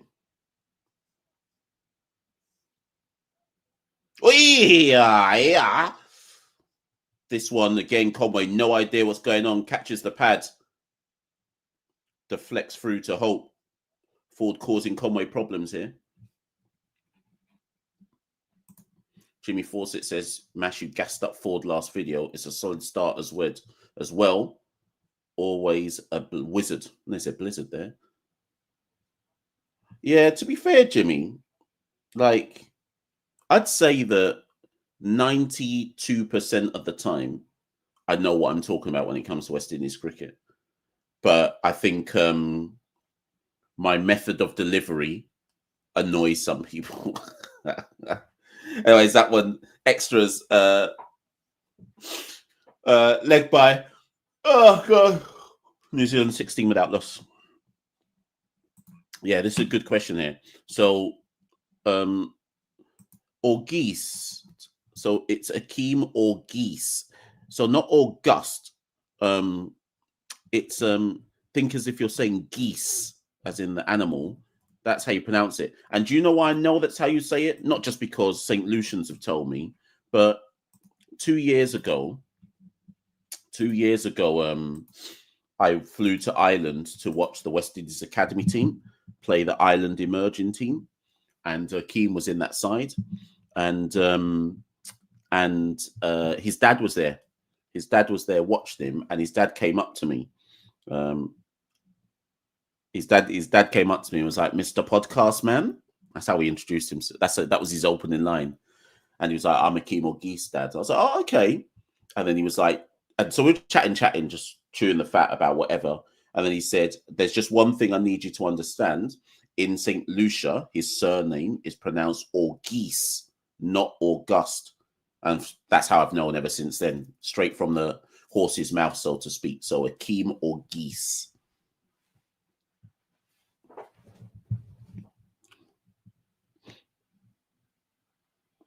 Outside edge, but there's no one really there. It goes past a gully region, or short third man, sorry, for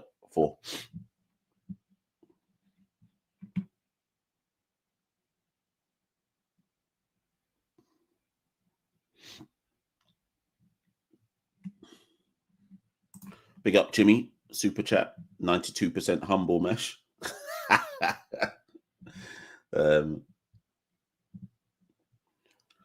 So Conway moves to 8. Robinson is on 9. Bit of swing, hint of swing, inside edge. Beat short fine for 4. Another back-to-back 4s for Conway.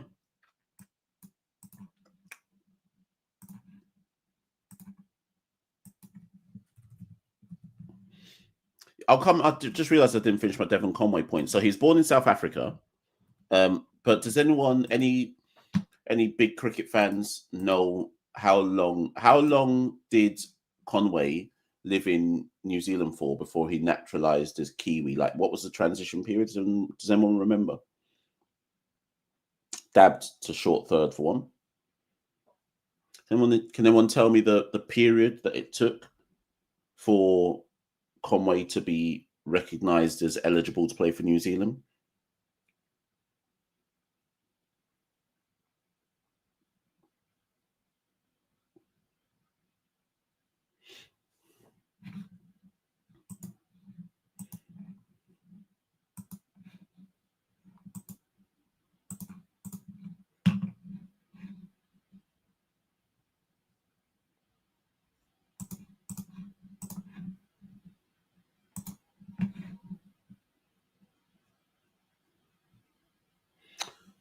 A run aborted there, no run.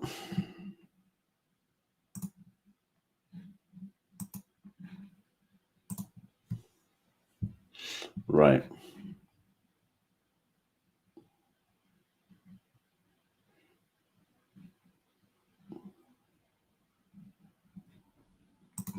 All in One channel says, do you think West Indies is even a slight chance? No.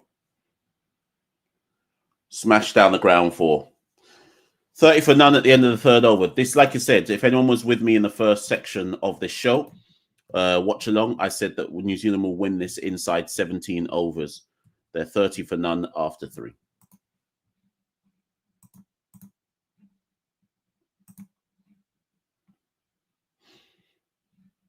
Right, so Conway moved to New Zealand in August 2017 and made his debut 3 years later in 2020. Full hint of swing from Holder, no run. I guess I'm using that point to say that if New Zealand can embrace Conway, right, as a South African born, moves to New Zealand nearly 10 years ago, qualifies to play for New Zealand after 2 seasons of playing cricket, yet we in the Caribbean are so high and mighty to say that we shouldn't just move over diaspora players and fast track them through. And we're one of the worst we're one of the worst 4-member sides in cricket. Like, if it's good enough for New Zealand, who we recognise as probably pound for pound the best team in world cricket, certainly at punching above their weight. Bowled him, Ford bowls down Conway. A day ago, I said Matthew Ford is in the team because he's the best swing bowler in the Caribbean. Couple man got in the comments and said, Max, you don't know what you're talking about. Ford ain't the best swing bowler in the Caribbean. He just bowled down Devon Conway. Had him trouble the over before. Gets his reward the next over. You lot don't know, man. I know what I'm talking about. Please allow me. There's no better swing bowler in the If the conditions are conducive, there's no better swing bowler in the Caribbean if the conditions are conducive for it. Matthew Ford takes the wicket.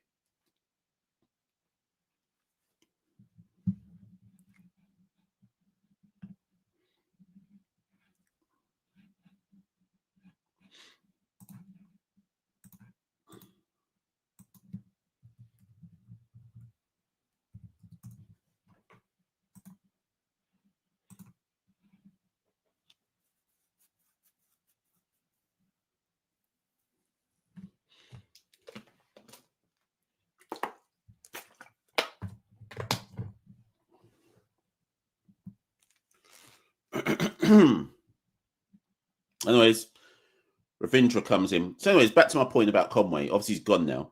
But New Zealand are the best team in the world. Best 4-member side in the world across all formats at consistently getting the most out of. They're the best at consistently getting the most out of what they've got, right? And they take players and naturalize them as Kiwis. And I've got nothing wrong with that, right? I don't think there's anything wrong with that. England obviously are the masters. Full. Is there anyone down there though? Yeah, someone comes across from deep point, 2 runs. England obviously are the masters of England are the masters at stealing players from all over the world. So it's good enough for them. Labuschagne, I think, is South African. Is he not? Plays for Australia. Other countries have no problem with understanding. Oh, God. Look at this, man. Man coming in with King Virat. Allow us. Not everything has to... What's wrong with you, man? Not everything has to be main character energy. This is New Zealand versus West Indies. Let me just ban you and move you, man. Man, want to come with main character energy when this is New Zealand versus West Indies. What is it, though? Out of interest, if there's any Indians in the chat right now, why is it that you lot... not you lot, that's harsh because that makes you sound to about your whole nation. Why is it that so many cricket fans in India treat the cricketers like they want to sleep with them? Like, how can they be like, you treat them like they're deities, some of you. I don't get it. Like, what, that guy who just came in saying King Virat, for all I know, he's 12 years old. But the point is, right, if you come into a chat and start typing King Virat and just spam the chat with King Virat, Like, what is it? You wanna lay down with the man? You wanna feel skin on skin? You wanna go willies up? Like what's going on? Why is it so raunchy? Why is it why does that not happen in the other cricket nations? Like, I never see a man waft outside their stump. I never see a man just come into one of my chats going King Nicholas Puran and just flooding the chat with raunch. Like what's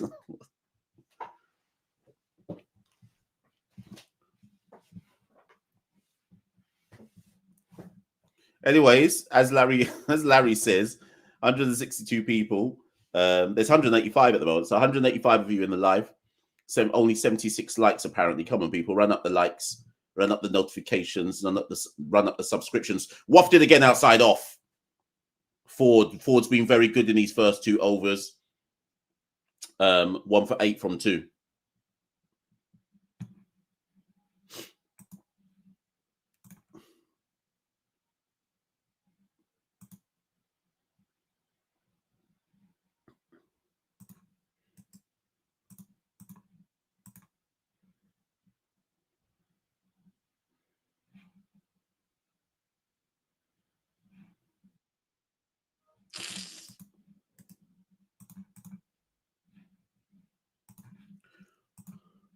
Jesus Christ. Sorry, people. Give me a second.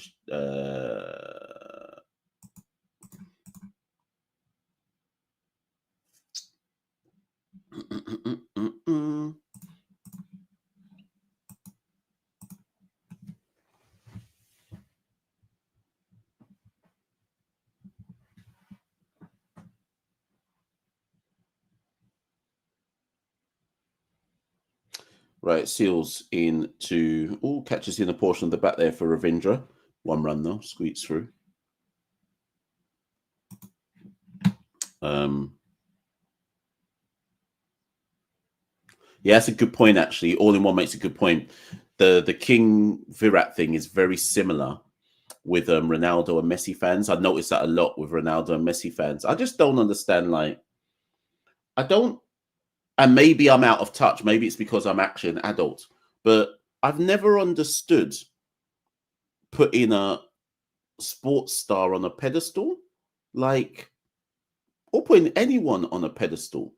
Like, they're a human being at the end of the day. They're not, like, putting a sports star on a pedestal, to me, is as dunce as putting like a king or queen on a pedestal. They're not better. Like, they're not better than you. Do you get what I mean? Sorry, back on my soapbox, people. What, you think this is just about cricket? A human being is just a human being at the end of the day. You can admire someone. Don't get me wrong. I can admire your talent. I admire Shea Hope's talent. I'm not putting him on a pedestal. He's not a better person than me.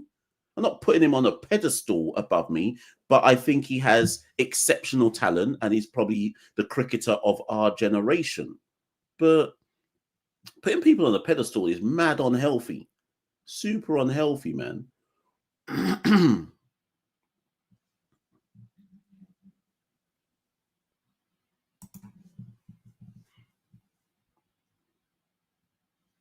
David Samuel says, I don't rate this New Zealand team, Mash. Hopefully, as the tour goes on, we get at least 1 victory. Yeah, I think we can get 1. Well, I don't know if we can. No, we can. We can get 1. I think we can get 1 from New Zealand in these 5 matches. Hopefully, we can get 2. But I'd like to think we can at least get 1. You Got No Fan says, who's the half Caribbean playing for Italy? You're talking about Emilio Gay. But Emilio Gay has made it pretty clear. I think he's just been selected by the England Lions. I think he's made it pretty clear that he wants to represent England. Now, well, that's badly lined by Seals and just helped round the corner for 4. Yeah, Emilio Gay's made it pretty clear they want to play for England. His dad is from Grenada, so he does qualify to play for the West Indies.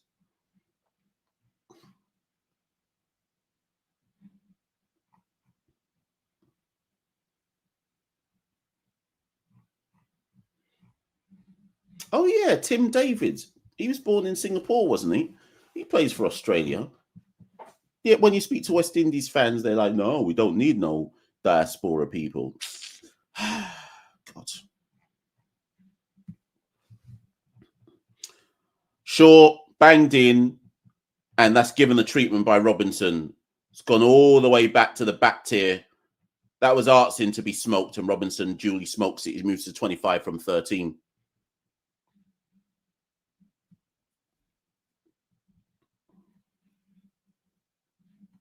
Apparently, Mark Chapman was also born in Singapore. He represents New Zealand. So I've been to Singapore. I don't think it's like one of my close friends from university moved to Singapore, so I went to visit him. I enjoyed it, but it's so I enjoyed it. Super clean, super clean. It feels like a transient country, right? In so much as it doesn't there's loads of expats there from loads of different places, right? And it felt like and have you ever played Sim City? Singapore felt like Sim City, like a perfectly built nation, but almost imperfect blocks. Nothing looks out of place. Everything's super clean. But I felt like I did the whole. I was there for about a week, I think, and I felt like I did the whole of Singapore in a week. And after a week, I was like, right, I get it. I get why you'd move your family out here, because lack of crime and is it authoritarian? Let me not say too much. Lack of crime, super clean, good schools, nice weather. But I just felt like it didn't really have much. I didn't really feel like it had much character to it. Is that anyone been in Singapore? Anyone been in Singapore? Tell me about your feelings when you went to Singapore.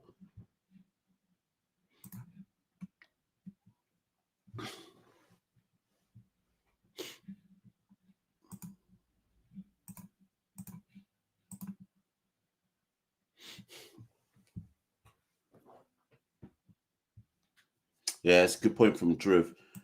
New Zealand are missing Finn Allen, Seifert, Glenn Phillips, etc.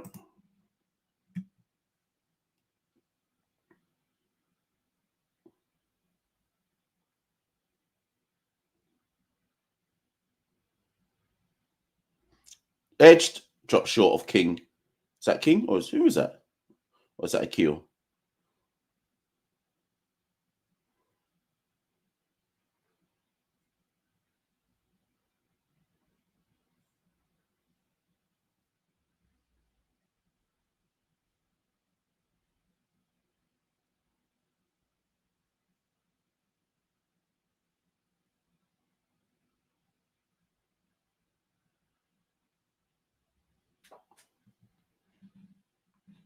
Yeah, good point from. Sorry, I'm listening to Rovman. I might nearly pins him, Matthew Ford.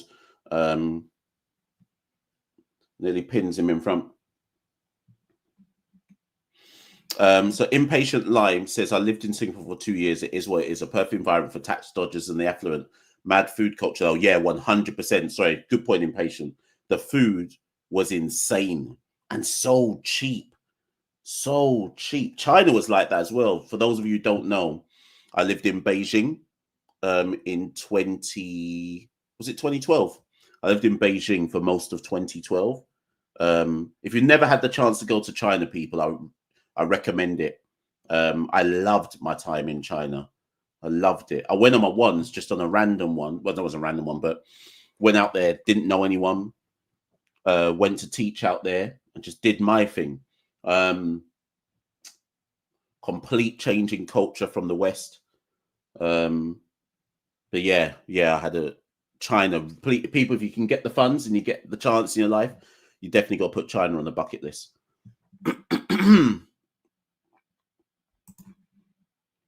Best thing about China was every morning, so I lived next to a park, and every morning I'd go for a walk, and all the old people, by old I mean it looked like everyone who was over 70 plus, was just in the park going through, I don't know what you'd call it, but they were going through, I'm going to just call it Kung Fu, because it weren't Kung Fu, but I can't remember what it's called, but they were just going through their moves for exercise, like the high kicks and the hands and stuff. And I was like, look at this. I love this. Look at this culture. Everyone just out in the park, early doors, going through their coordinated exercises. Tai Chi, that's it. I was like, yeah. Loved that. Loved that. The only thing I didn't love was that everywhere I went in China, people would just get their cameras out and take pictures of me. They treated me like, I felt at times like I was Godzilla rampaging through Beijing, because like if I went into some of the more rural areas, people were looking at me like I must have just landed from outer space, and like they'd just get out their cameras and just be like, they'd get out their cameras like that and go, "Glee!" And I'd be like, rah, this is nuts. And at the time I had a massive afro, so that made it even worse. So yeah, so that was yeah. There's this mad picture. I think I've explained it. I don't know if I've explained it on this platform before, but there's this mad picture I've got. Sorry, I should update the score. This was your watch along, and I'm not even bothering to update the score. The reason I'm not updating the score, though, people, is New Zealand are going to win this so easily. They're 48-1 after 6, by the way. So Shepherd is on now to bowl to Robinson. Gone for the big heave. Oh, gone. Athanaze takes the catch running in from deep cover. I said this was so easy for New Zealand. And as soon as I said that, I blighted them because Robinson's gone for 27 from 21. Shepherd continues his form from Bangladesh, takes a wicket. New Zealand 48 for 2 after the power play.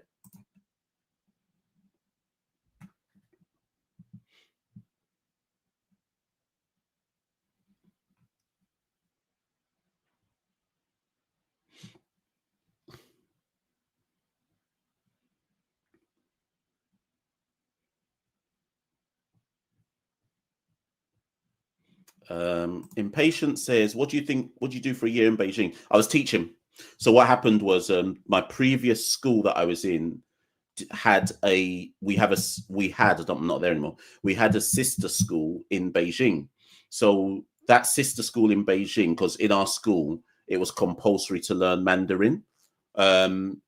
So that sister school would always send over teachers from China to teach Mandarin to our students. And then one year, there was an option for a teacher from our school to go to do a swap and go to their school in Beijing and teach. And I said yes immediately. I was like, what? Go and teach in Beijing, go and live in China for a year. I jumped. I just left, cuz. I didn't even tell anyone. Like no one in my family really knew until I got my visa. And then I was just like, yeah, I'm gone, by the way. And yeah, went to live in China.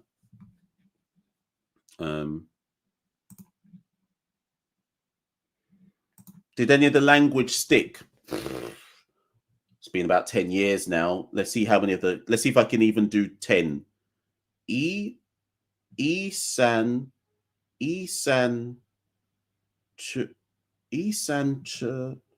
I can't remember. 5 is war. I can't remember. That's about as much as I can remember now.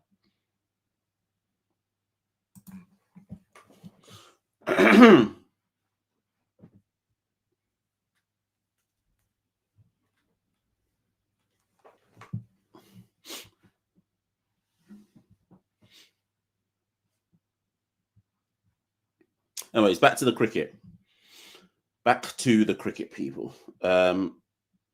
So there's an argument going on in the chat about Emilio Gay and if he's an international level batter. So he plays for Durham now, by the way. Thank you, Impatient Line, for informing him.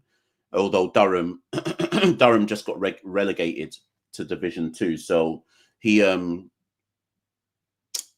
slammed through the covers. That's 4 runs for Ravindra. 2 wide from Shepherd. What was I going to say? Yeah, so Emilio Gay left Northamptonshire to go and play for Durham. I believe he left Northamptonshire to go and play for Durham for 2 reasons. 1, Durham were in Division 1. 2, it's easier for him to get noticed if he's playing in Division 1. Anyways, Durham just got relegated, so he's back in the same division as Northamptonshire. So that didn't really work out for Emilio Gay. What I suspect is going to happen for Emilio Gay is this. Granted, the way England select their teams is different to other nations, right? They select players based on just they like the look of them, irrespective of numbers. So he's got a chance. But let's just say, under this current England system, he's not in favour. Emilio Gay's position then for me is simple. Yeah, that's punched down to long on for him. So Emilio Gay's position should be simple. If he is not, I don't know how old he is right now, maybe 26. If he's not selected by a certain age, I wouldn't feel any way about him suddenly saying, you know what, this England thing ain't likely. Let me put my hat in for West Indies. Now, some people would have an issue with that because they'd say, oh, we're only accepting cast-offs who don't want to play for England. Cool. When Brendan Nash played for the West Indies in the mid-2000s, 2008, 9, 10, 11, Brendan Nash, I wrote an article about it on CaribbeanCricketNews.com. That one's pulled, but it's a checked pull. So Athanaze is able to field that at deep square, for one. And so when Brendan Nash played for us, Brendan Nash had lost his contract for Queensland. Brendan Nash never played for Australia. Brendan Nash wasn't even a Queensland contracted player. He'd lost his contract. But because Brendan Nash's father, Paul Nash, was a Jamaican born and bred, Paul Nash had won Jamaican Sports Personality of the Year in 69, I think. He represented Jamaica at the Commonwealth Games in 68. So Brendan Nash's point was, he was already used to going to Jamaica because his dad was Jamaican. So after a while, Nash was like, well, let me try out for Jamaica, right? So this was a guy who was not even contracted at a first-class level, lost his contract at first-class level in Australia, came over to Jamaica, qualified for the Jamaica team, qualified for the West Indies team, and then averaged 34 for the West Indies team. So my point is that the point I'm trying to get at here is an average player in a good first-class setup is better than a good player in our first-class setup because our first-class setup is shit. People might want to argue with me about that, and I think there is room to argue about it, but I'm not here to hear this person doesn't qualify, doesn't get into the England team, so why are we taking their cast off? They've gone through a better domestic system than us, so ergo, they come straight in.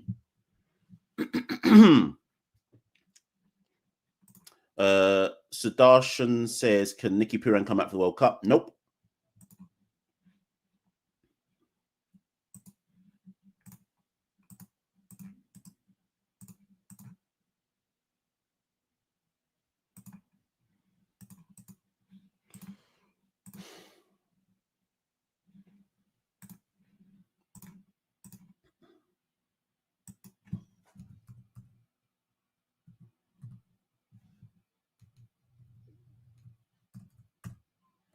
That said,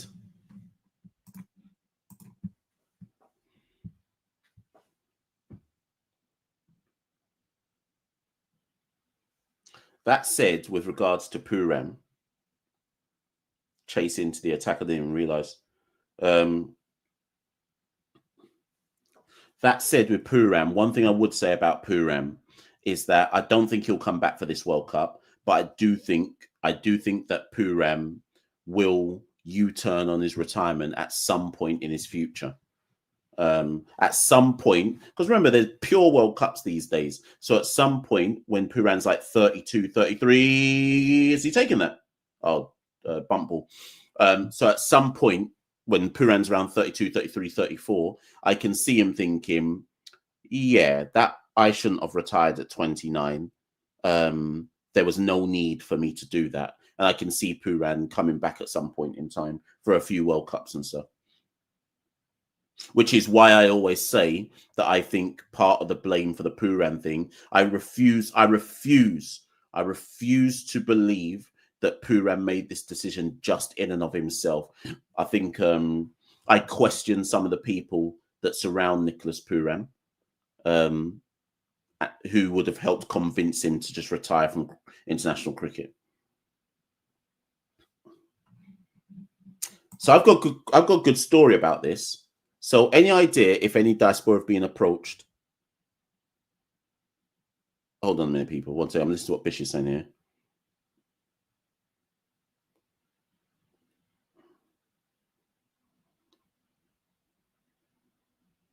Right.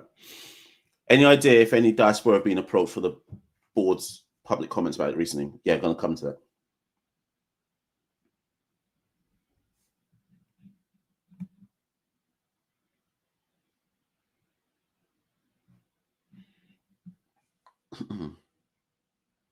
Slapped. Shepherd back on. Fielded. Long on.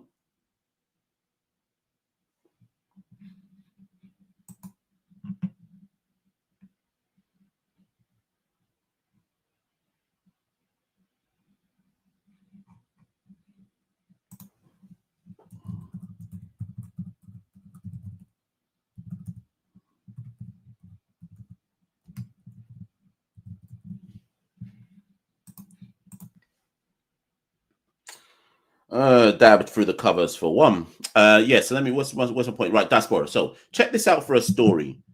So I can only tell you what I know, okay, or what I've been told. So, right, hear me out, people. Cricket West Indies are saying. So Jamal Richards, perfect example. So Jamal Richards, Essex contract ran down. He no longer has his Essex contract. Jamal has now moved to Jamaica. Obviously, Hurricane Militia has hit, so that will put a dent in plans and preparations. Nearly chops on there. So Jamal Richards has moved to Jamaica to try out for the Scorpions.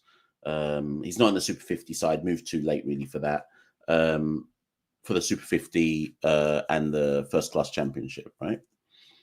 Now, Cricket West Indies said that they have reached out to diaspora players. They still haven't given me my flowers for that, by the way. Can I just say that? Not that we should live life to get flowers from people, but nobody in Cricket West Indies has publicly acknowledged that this idea came from Caribbean Cricket Podcasts.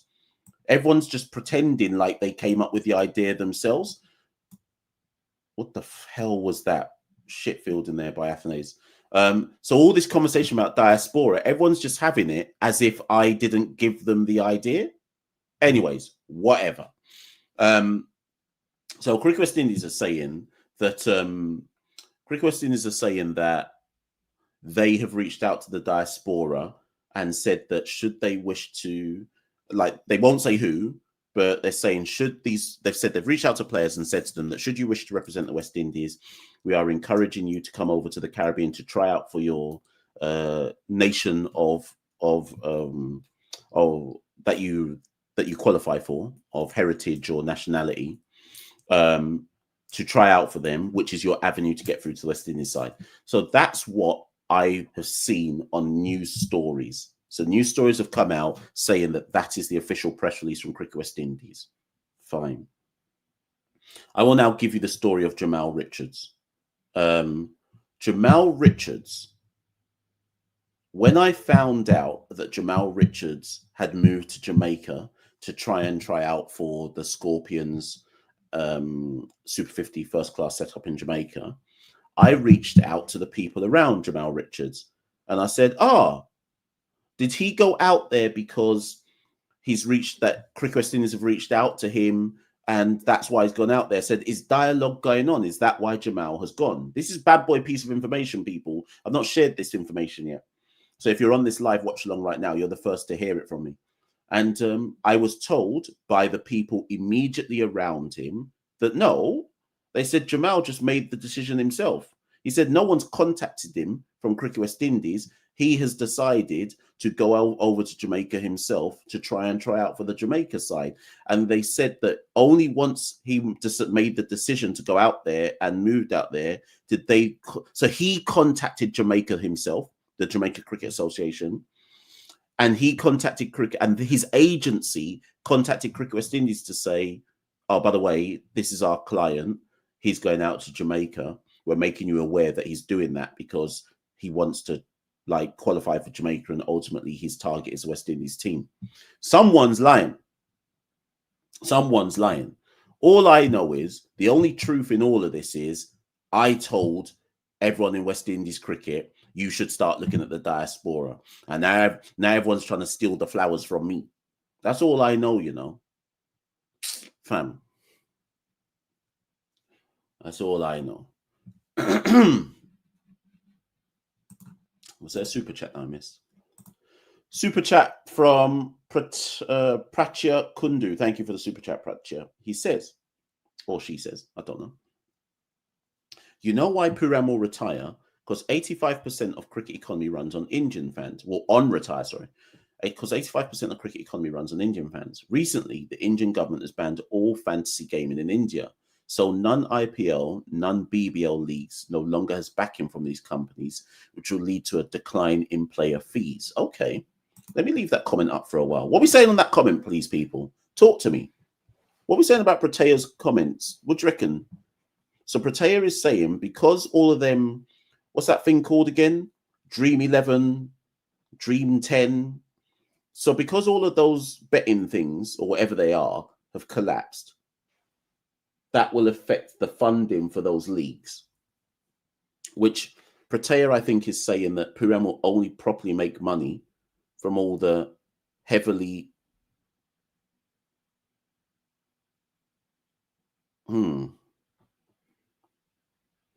Interesting. I mean, ultimately, what I will say, Pratea, is, okay, so LB says you're chatting nonsense. Pratea, LB says you're chatting nonsense. Come back with some bars. Come back with some bars, please, because LB reckons you're chatting shit. What I will say is this.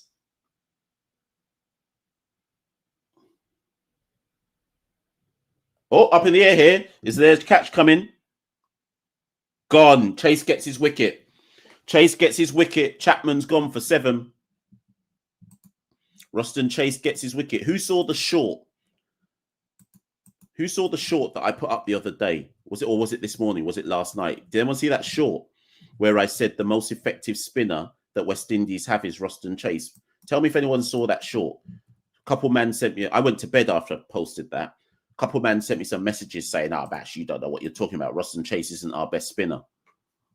I didn't say he's the best. I say he's the most effective we've got. He's the one that you trust. Chase is the one you trust to follow the plan best, is what I'm basically saying. And again, remember, those of you who are cussing Chase about his batting, this goes back to the point I was making earlier on. You can't look at Chase. You have to realign your thought process about what Ruston Chase is.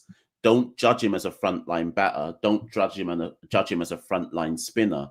Judge him as what he is, which is a perfect relief option in certain suits. Usually it comes off in the bowling before it comes off in the batting. But there is no, rightly or wrongly, there is no other cricketer in the Caribbean who can do Chase's job yet.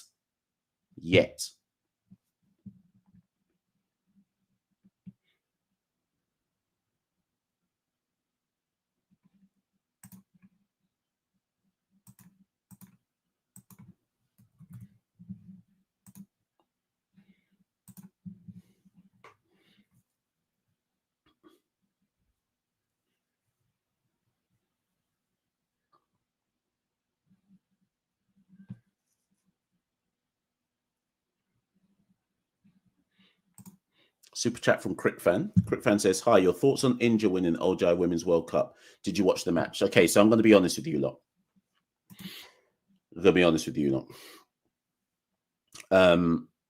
I didn't watch any of the Women's World Cup.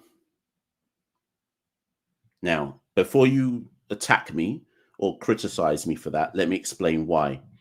I didn't watch any of it because West Indies weren't in it, so I don't care.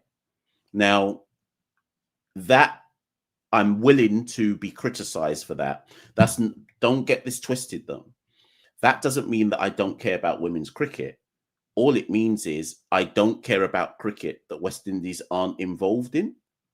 But if you've been watching CCP for long enough, like, you should know this about me now. I just don't care.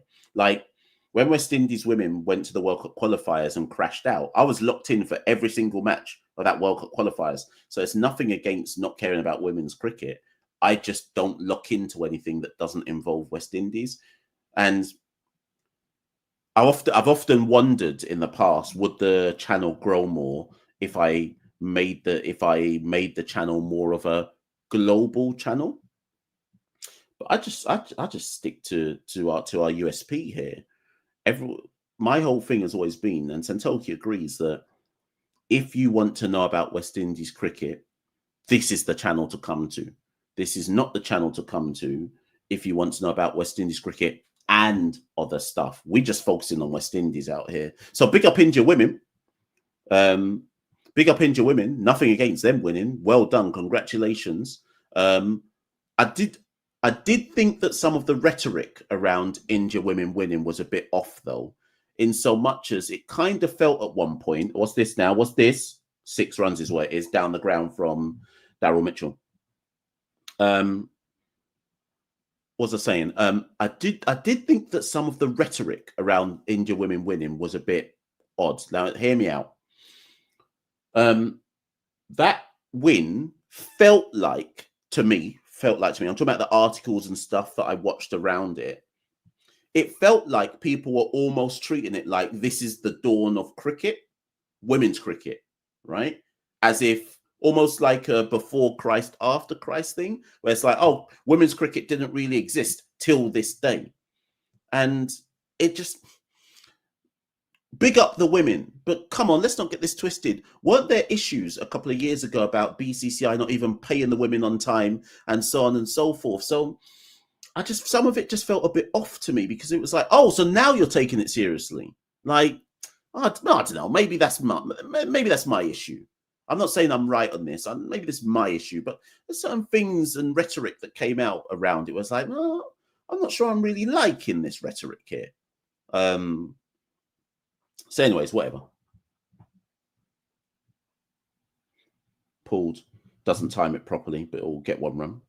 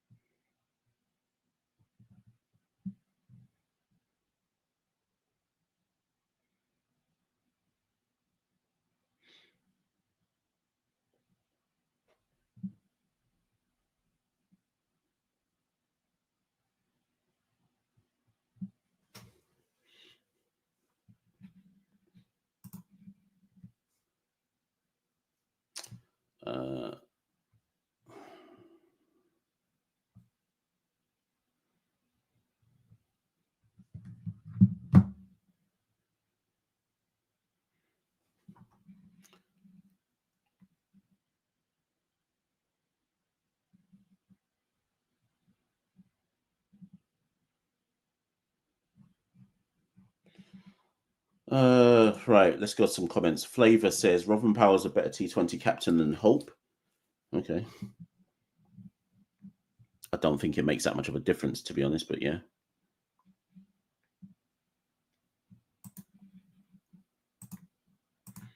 What's the score? 79-3.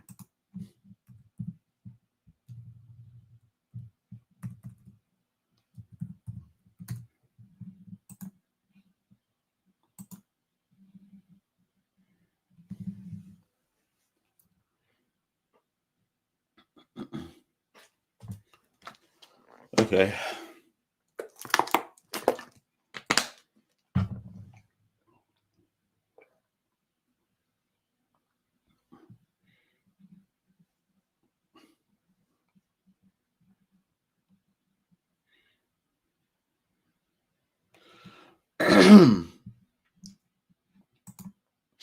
I can't be bothered to read the comment. I'll just leave it there for people to decide themselves if they agree with you or not.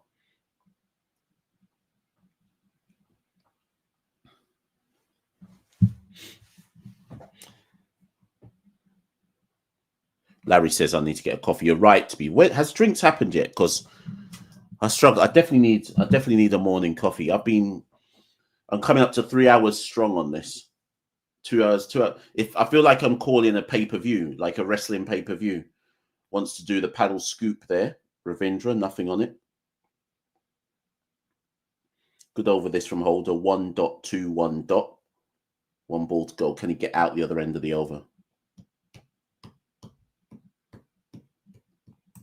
Andre Audio Visual says, why hasn't Akil Hussain bowled yet? Probably because this pitch isn't suited to spin. But he should get a bowl. I guess they didn't want him in the power play because I guess they thought that New Zealand would go hard. Santner didn't come on until when? Around now as well-ish, if I'm not mistaken. And that's guided to deep mid-wicket for 1. End of the over, 5 off it. New Zealand 81 for 3 from 11. Maybe this is going to be closer than I thought. Surely New Zealand are winning this easily.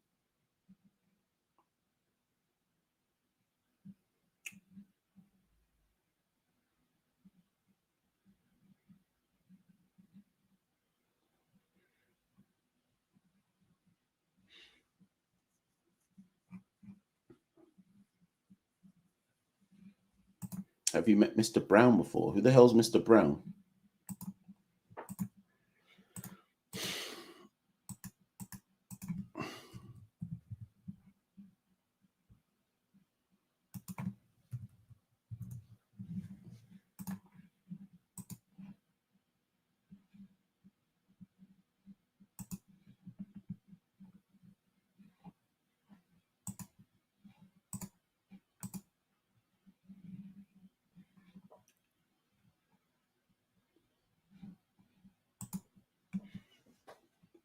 Right, Ravindra still on strike, 20 off 17. He's playing like a Rossinger, down on one knee, whips it, fielded at deep square, 1. So Ravindra, this is why...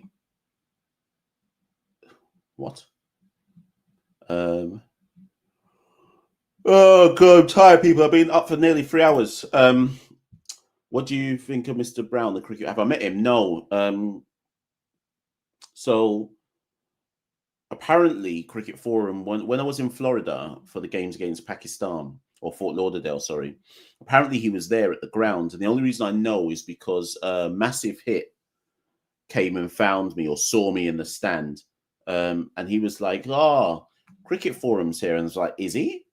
And he was like, yeah, so Massive Hit was like, yeah, we saw you. And I was like, I didn't see him. I didn't know. I wasn't pre-ing him like that. So yeah, not met him.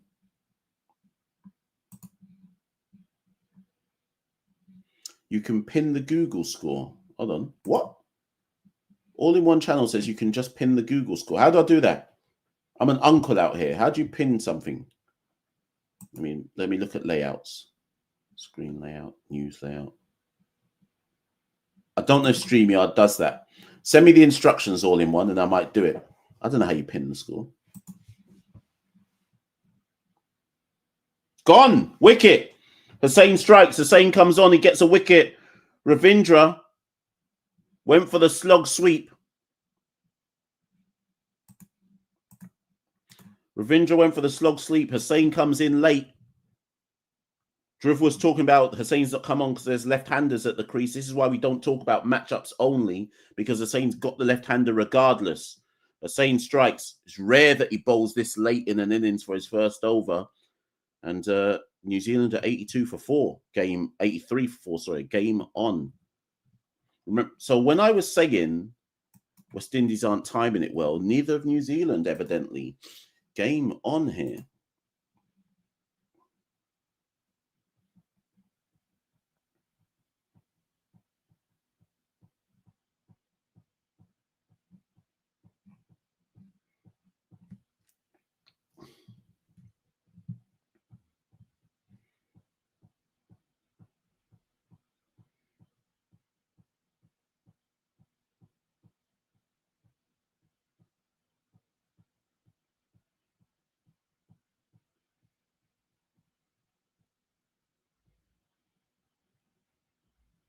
So Bracewell comes to the wicket.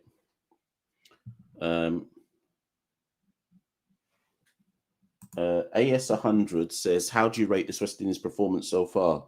7 out of 10. 6.5, because we don't know how this match is going to end with the ball. The ball they've been much better with the ball than they were with the bat. 6.5 or 7 out of 10 at this moment in time.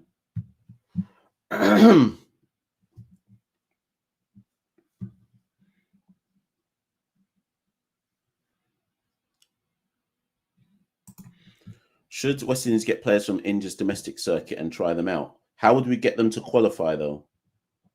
If you can find me some Indians who have Caribbean heritage, yeah, sure.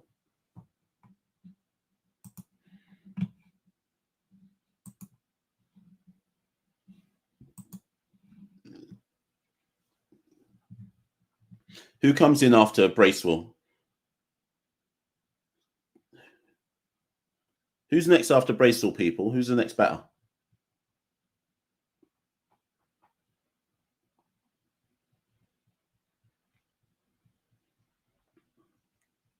Neesham, right, Jimmy Neesham.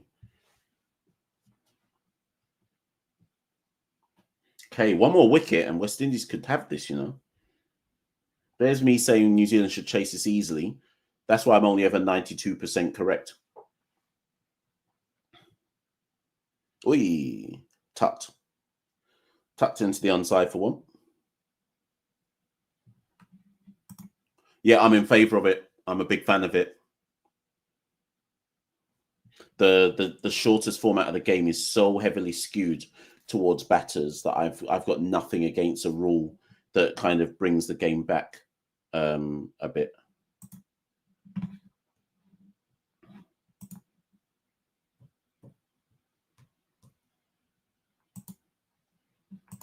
Right, Santoki is finally awake, so I don't have to update Twitter anymore. Oh god, tired, cuz. Oi, talking non-stop on a watch along is long, you know. My voice is hurting me. Oh god. Oh.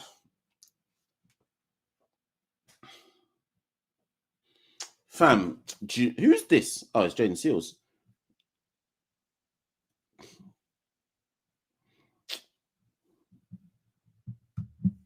Seals has gone none for 23 from 2 so far.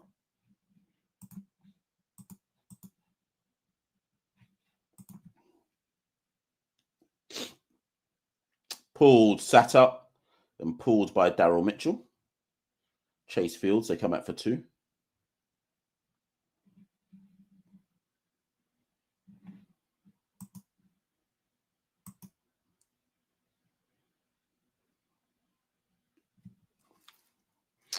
Fam.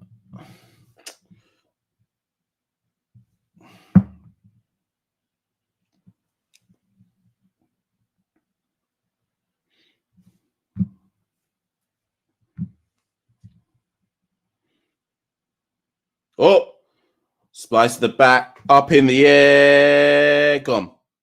Matthew Ford takes a catch at short cover. Seals gets a wicket.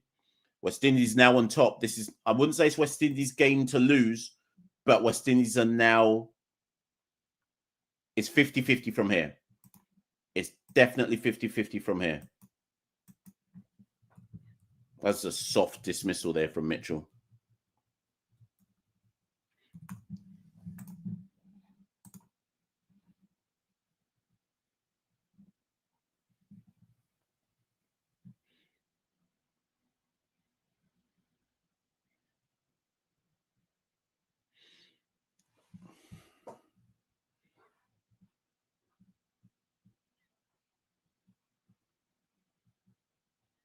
I'd say this is 50-50. I wouldn't say that West Indies are favourites from here, but it's definitely 50-50. One more wicket, and then I'm saying West Indies are favourites.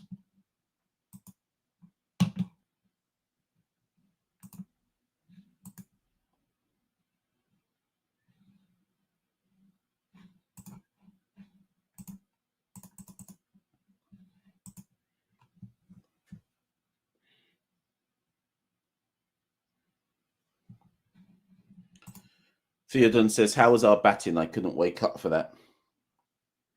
The batting was, we struggled to time the ball. Bit like what New Zealand have done here, though. Struggled to time the ball. Apart from Hope and Powell, some of them really struggled to deal with the bounce and seam movement.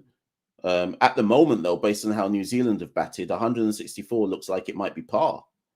So who knows?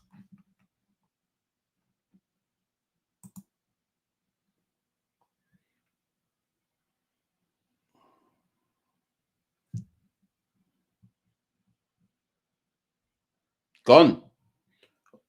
West Indies are going to win this match now. I don't know what Bracewell was just doing there. This is some brainless batting. This is some brainless batting from New Zealand. Don't get me wrong. I don't care that it's brainless batting, but what on earth was that? It wasn't even like he bounced him out. So Seals digs it in short. Bracewell backs away to a 10th stump line and tries to paddle it behind Hope and just pats it back to Hope. That's some awful nonsense cricket there. You know when like uncles cuss about the shortest format of the game and say it's made batters look like dunces? That's the type of clip they're talking about. That's like there's a line between I'm going to invent a shot and be inventive versus yeah, but I could just get 1 run or 2 runs or whatever it might be. Like that's nonsense. If a West Indian did that, I'd cuss the same way. Like, good. I'm glad West Indies look like they might go on to win this match now. So ultimately, great. But from a cricket standpoint, like that's some rubbish cricket.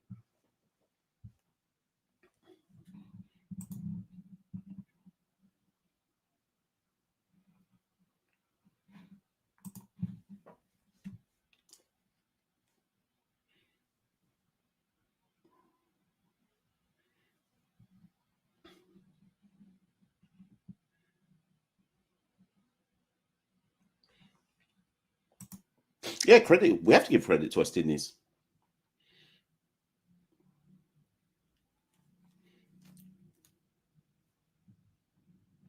I think has it been good bowling? I think Hope has used his resources well, is what I'd say with the bowling. It's a brave decision to leave Akil Hussain to not bowl till the 12th, 11th over. So I think we have to give one to the captain as well here for using his resources well.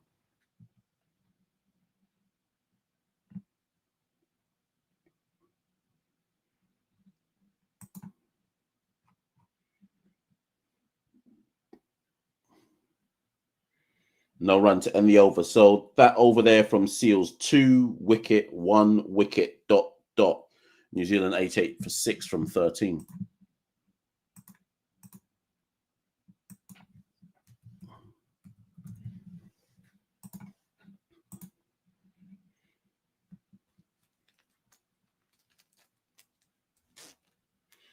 I've reached that point of the watch along where I just want the game to end. Like my voice is gone. Like I've got nothing left. I've got nothing left to give.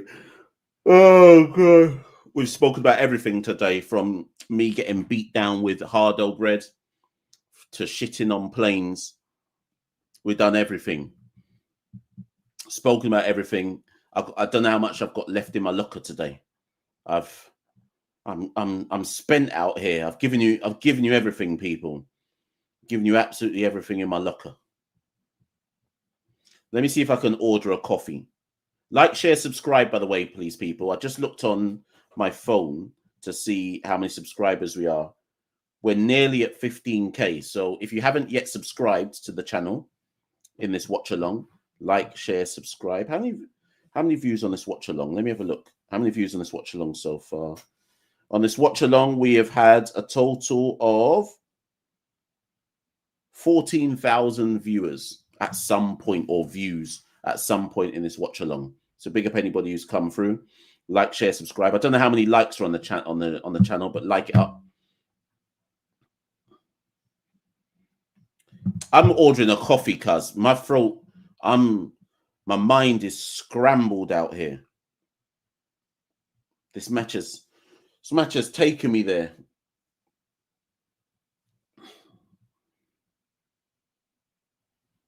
See if I can order. Let me see if I can order a coffee, because I'm getting taken there right now.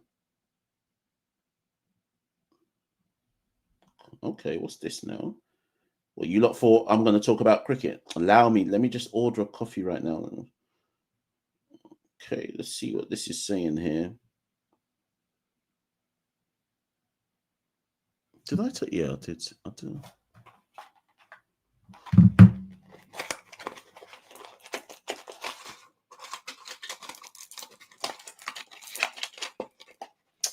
Maybe I should just, fam.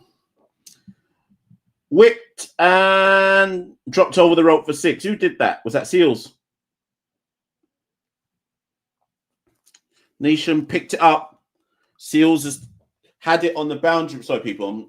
Seals had it on the boundary rope. He had it at deep square. Yeah, should have taken it. Even if he'd taken it, I think he would have run on the boundary. I think he would have stepped on the boundary rope either way.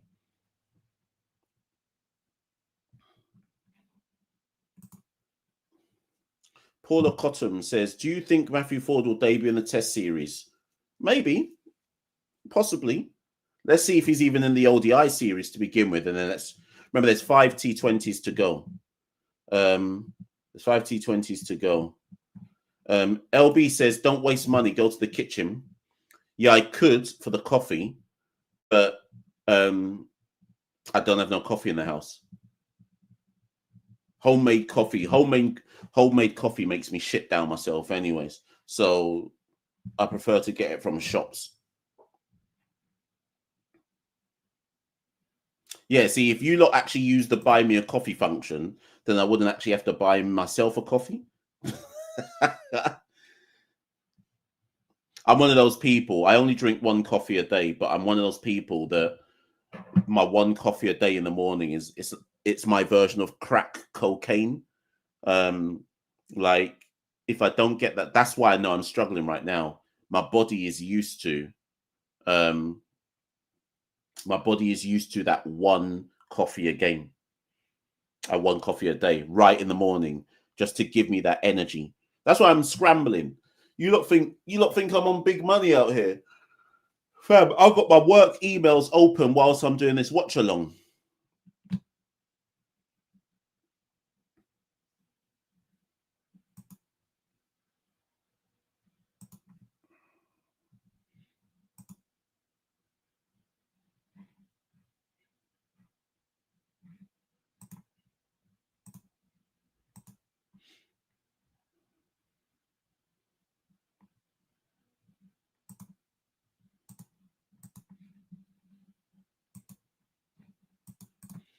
Let me get back to the cricket. So Shamar Joseph will not be. I was told a few weeks ago that Shamar Joseph, when they pulled him out of the Bangladesh tour, I was told that he's not going to be available for New Zealand. As for Alzari, not sure. Don't know if Craig is back. Craig is with the Barbados Super 50 squad. Roach is in Antigua training with the non-white ball players ahead of the Test series.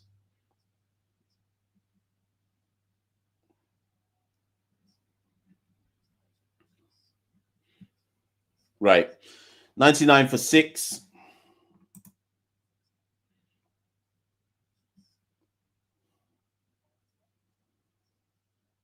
Oh, gone? Oh, I missed it. Oh, Dot didn't even touch it. Sorry. So Holders, 3rd over, 1.1. Dot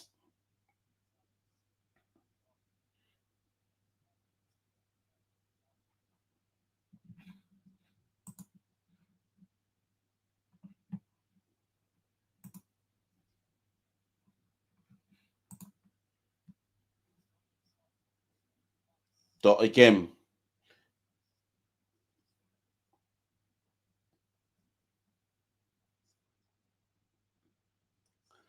So New Zealand needs 66 from 31 balls.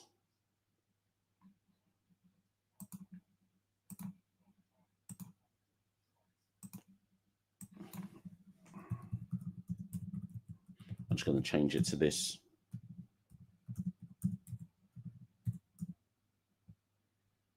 Pulls out the whip pull. Is anyone there? Yeah, there is someone there. Alec Athanaze. Do they get 2 or 1? Just 1. Good over from Holder. Only 3 from the over.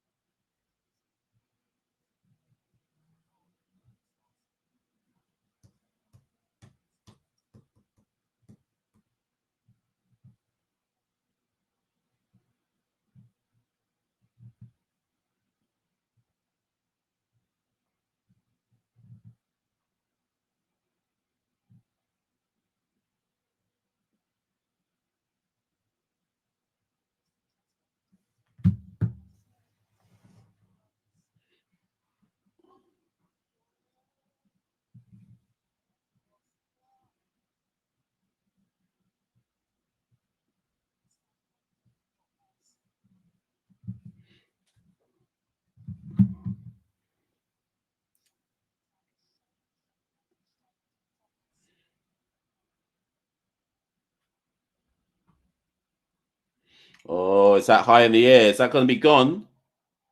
Gone. Chase strikes again. Neesham goes. Probably should have gone earlier on. And this is, I think this might be game, set, match for West Indies now.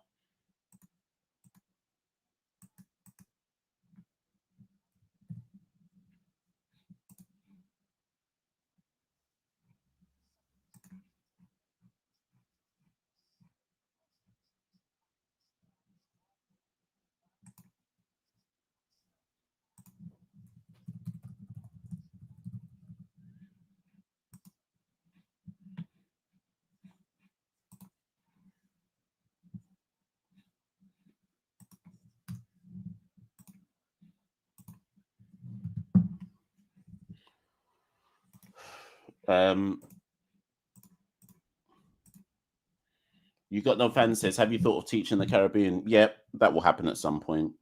I think my plan is, if God spares my life, I will basically move. I'll move back to Jamaica. That's always been the plan. The thing is, once you're in the whichever diaspora country you're in, you have to basically make a decision. Once you're part of the diaspora, do you earn more economically, but live a life of mental struggle, being away from your homeland? Or do you have a set plan in your mind where you're like, I'm going to live X amount of years in this country, and at such and such a stage, I'm going back home? And I've always been pretty clear to my family that I will just go back and live in Jamaica. Jamaica's my home. England is just where I work. This country has never and will never be where I consider home. I have a British passport, but I also have a Jamaican passport. But I'm Jamaican born. I did school in Jamaica, so my plan has always been to move back to Jamaica. There's a certain point in my head that I know I'm moving back, which obviously that's my business and not revealing to you lot. But yeah, my plan is, touch wood, that I'll be living in certainly within 10 years. I would expect to be living back in Jamaica again. This place is Babylon for real.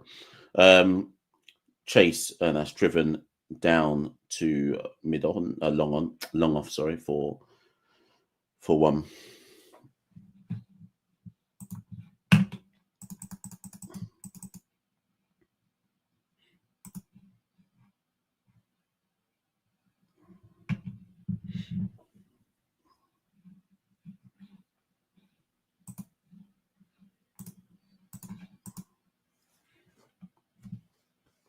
It's a big win for West Indies. It's a big, big win for the West Indies here. It's one thing to beat Bangladesh away. It's another thing to get a win in New Zealand. Up in the air again. How many shots have gone up in the air? Chase caught and bowled, takes his third. West Indies have New Zealand 102 for 8. This has been rubbish from New Zealand. West Indies can barely believe how easy this has been. Harem, scarum, frantic nonsense from New Zealand. Pressure bust pipe.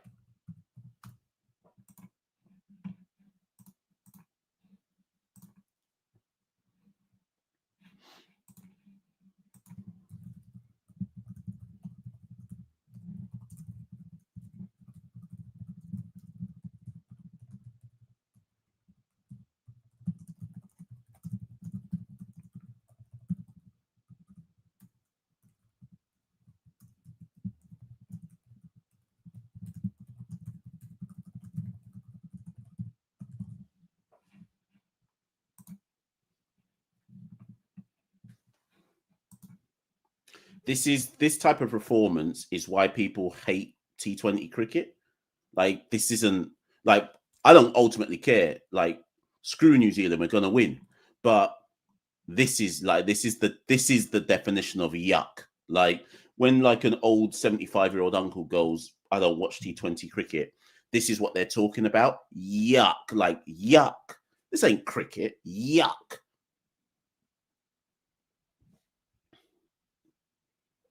Speared in there by Chase. 3 for 25 from Chase on a pitch that wasn't even that conducive for spin. Chase has the most wickets, 3 for 26 from 4.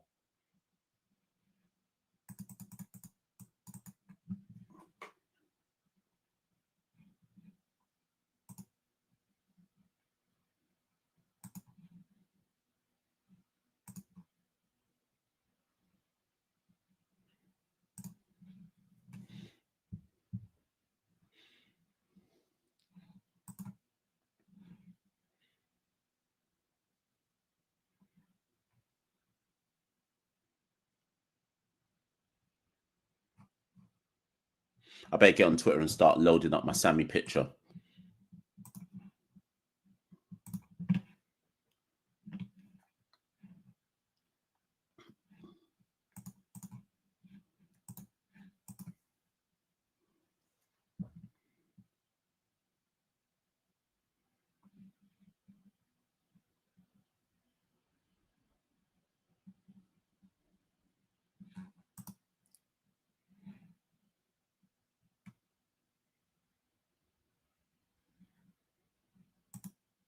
Is Guptill the reason why we won? No.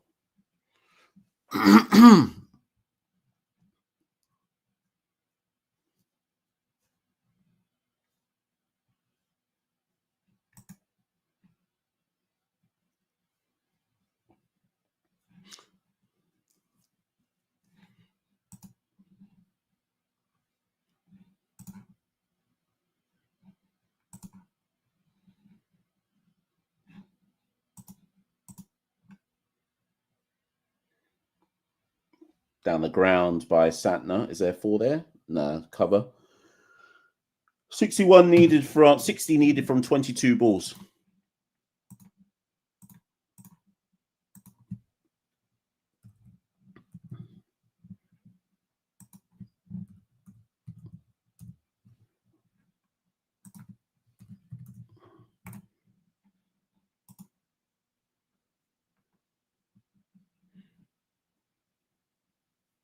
Sammy out, by the way.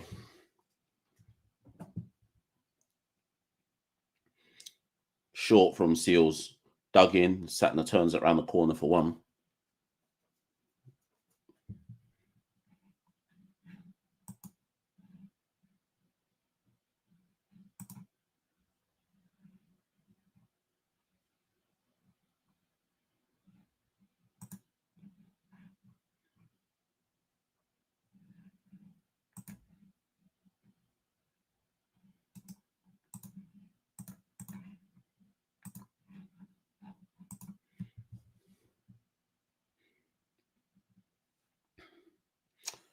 Short again. Gone. Great catch from Holder. If you're going to take on Holder, you've got to get the elevation. Jameson hit that like a rocket, but straight into the hands of Jason Holder, who was down there at long on. Seals gets his 3rd. New Zealand 107 for 9.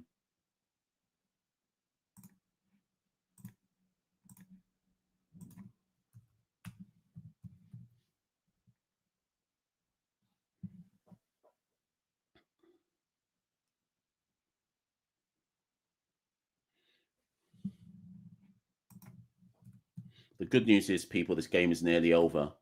I said New Zealand would win this inside 17 overs. They're going to lose it inside 17 overs. Marlon says, where's Samuel Badri to help you commentate? Badri is... he's in America. He's commentating on... what's he doing? He's commentating on some T20 thing. Commentating on the T20 competition.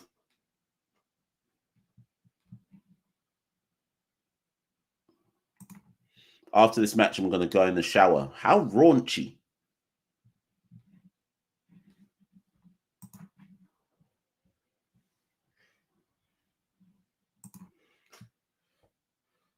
It's disappointing that you're giving no credit to the West Indies team and the fact they've bowled quite tight and put pressure on New Zealand to cause them to play these shots. Oh, shut up, man. Have West Indies been disciplined? Yes. Come on, man. Allow it. Allow it, man.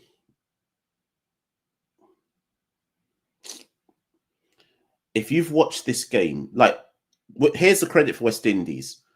We have been disciplined. There's the credit. The bowlers have all done their job, right? Seals has done his job. Chase has done his job. Holder. Akil didn't even bowl that much. Done his job. Who else am I missing? Shepherd took a wicket early doors. They've all done their job. The win is brilliant.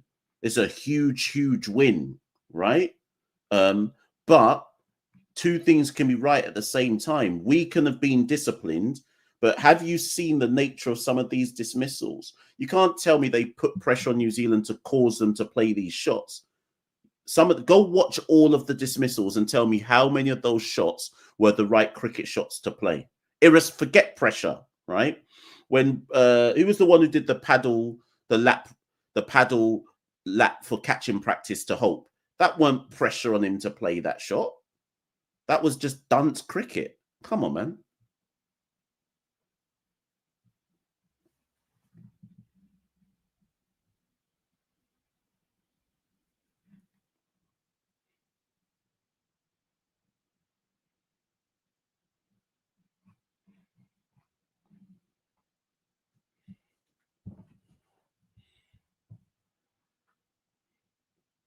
Put it this way, I think the best way for you to understand this is this.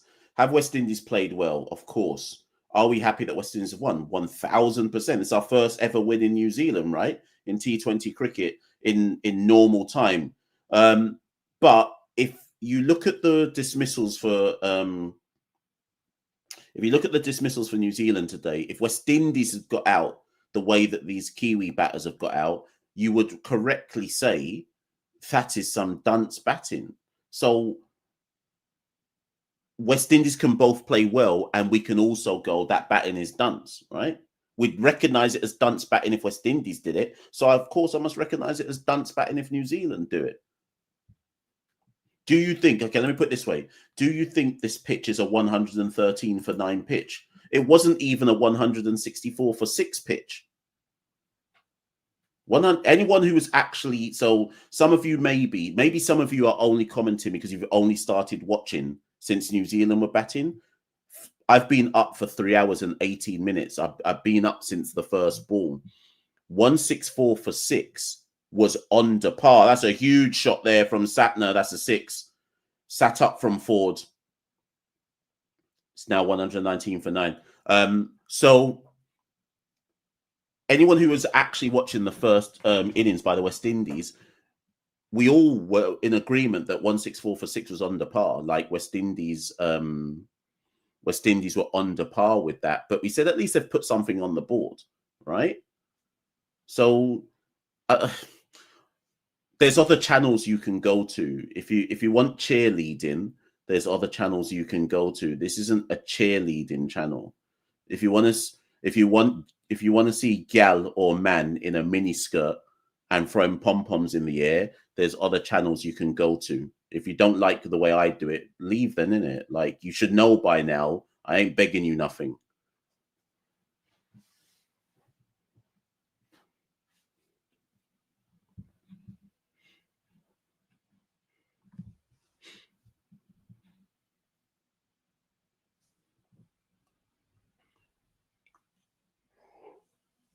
Anyways, Ford, Ronaldo's made a good point here. I'm not sure. Anyways, no, Ronaldo, I'm not saying anything because these men in the comments are saying we should just celebrate and not criticize. So I'm not saying anything. That's your comment, Ronaldo. Ronaldo going for 464 is okay. Stop criticizing Ronaldo and just be glad they're winning. Is that better, people? That's what you want me to do, right? Oh, don't worry. Don't worry. That's another 4. It's okay though. We're not going to criticize. We're not going to criticize. Just be glad that they're winning. So I've got no comments.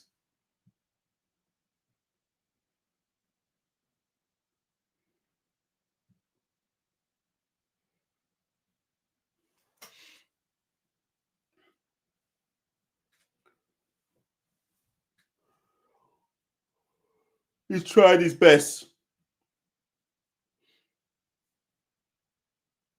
He's trying his best.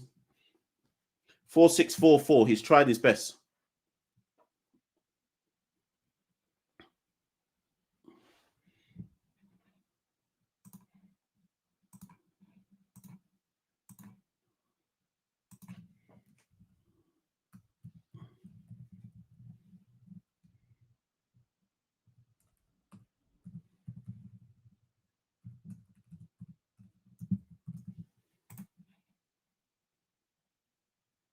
Oh, don't worry. No, it's okay. It's okay. He's trying his best. We shouldn't criticize. It's okay. It's okay. He's trying his best. Just be glad for the guys.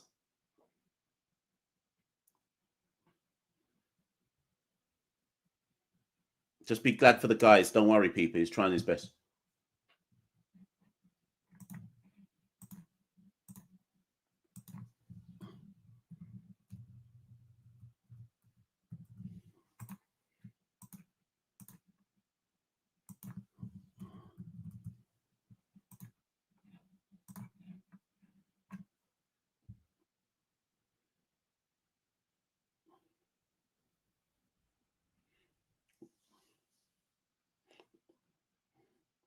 Not bad. He tried his best in that over. It's okay.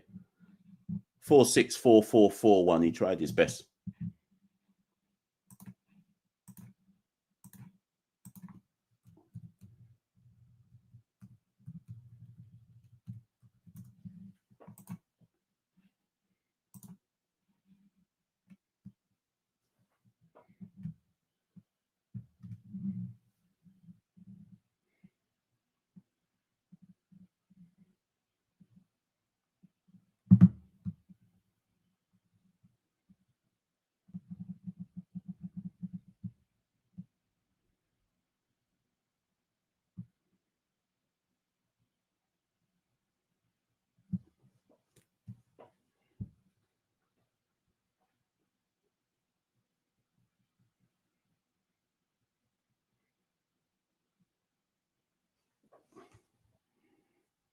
Another 4.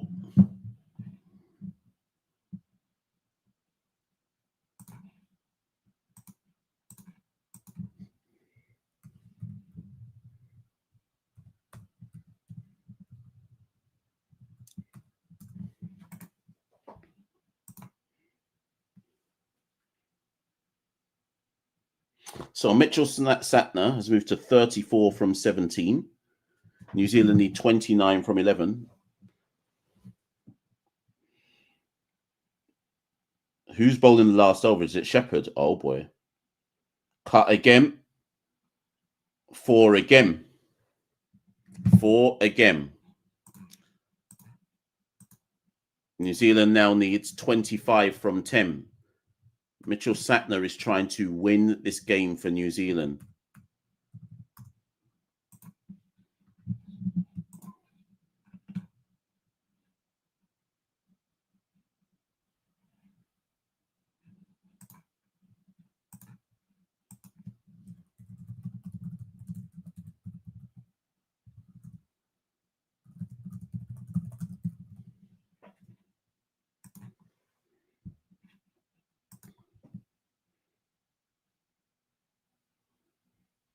Oh, is that caught? Is that caught? Is that caught?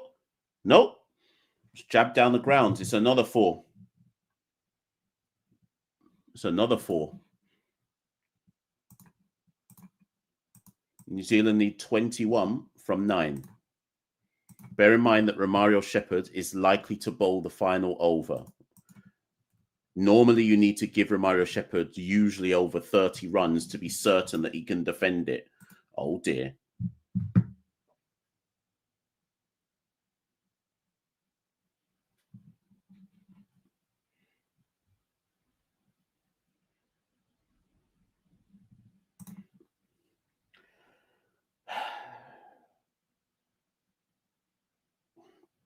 Sorry, people, I'm locking in here. One sec. Down the ground, turns down the single. Okay, fine. They have to remember that Shepherd's got the last over here. They have to remember that.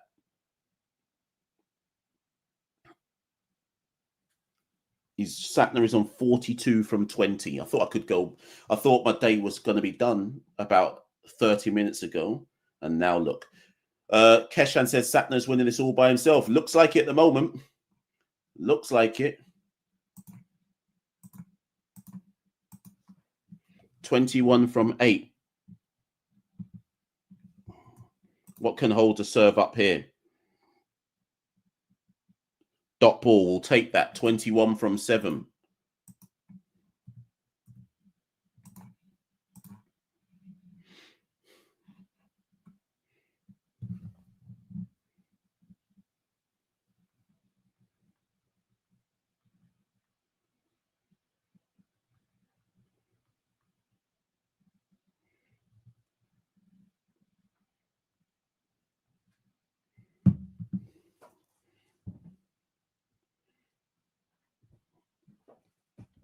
Satner has to take one here. Yep, takes one. So Satner will face Shepherd. Oh dear. 20 runs for Romario Shepherd to defend. Oh dear.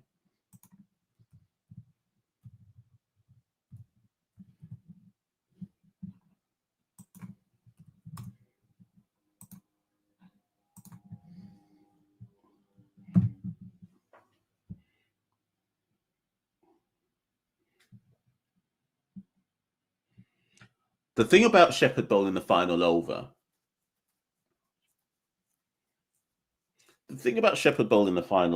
is that 4 years since we said Shepherd shouldn't be bowling the final over, we're still, oh God, wait a minute. 4 years. Hold on, are they getting punished for? Oh my God. Update from Drew. West Indies are penalised for the over rate. So they've got one less outfielder out. So my point is this: 4 years since we all agreed that Shepherd shouldn't be our death bowler, Shepherd is still our death bowler. That's not his fault, but it really shows you how we haven't evolved, that we still don't have a death bowler. We're still having to use Shepherd at the death.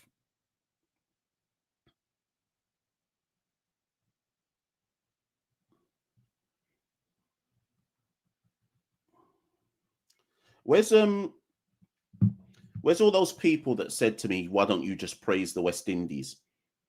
Okay. They're trying their best.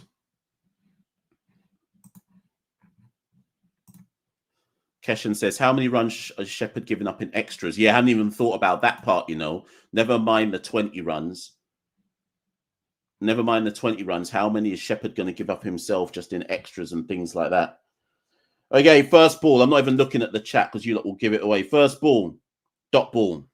20 needed from 5. Nice try, Shepherd. You're trying your best.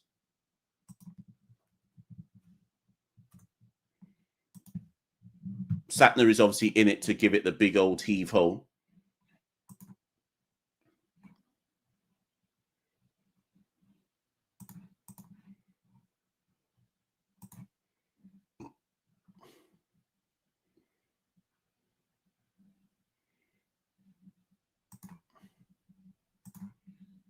I can't even look at the screen. I'm deliberately not even looking at the chat, people. So if you're sending me a super chat, I'm trying to just lock in.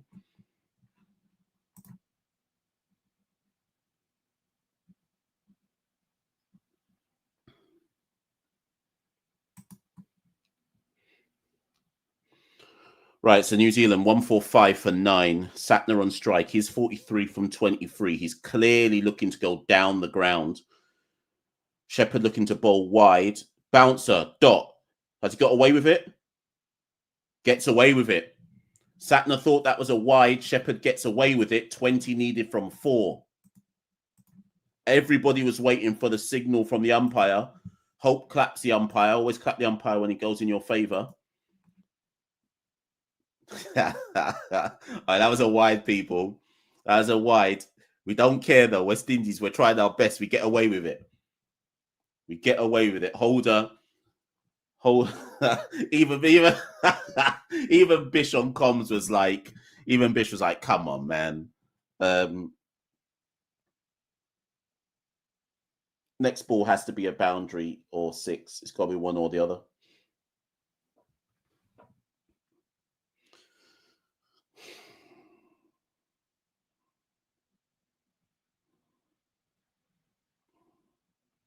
Yep, smoked 6.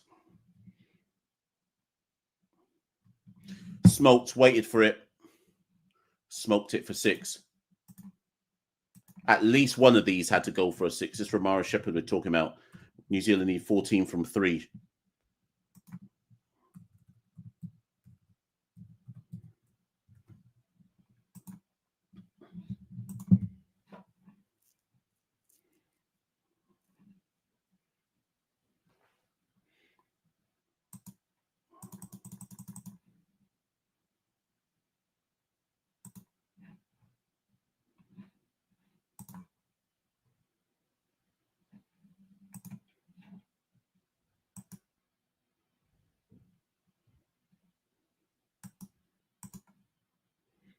just as well we got away with that wide, you know.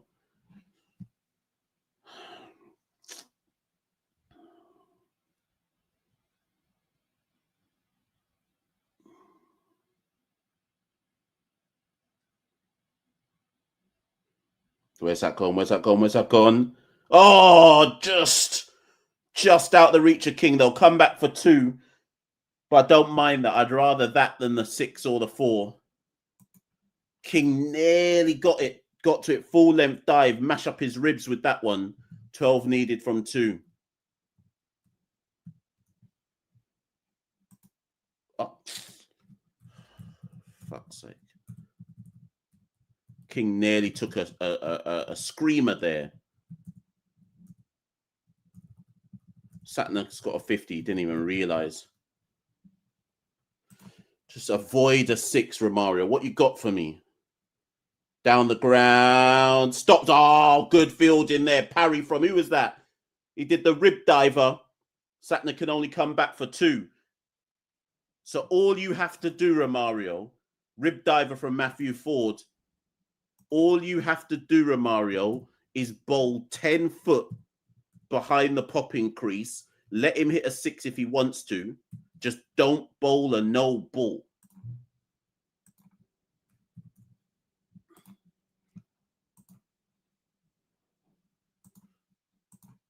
Just don't bowl a no ball, Romario. That's all you have to do.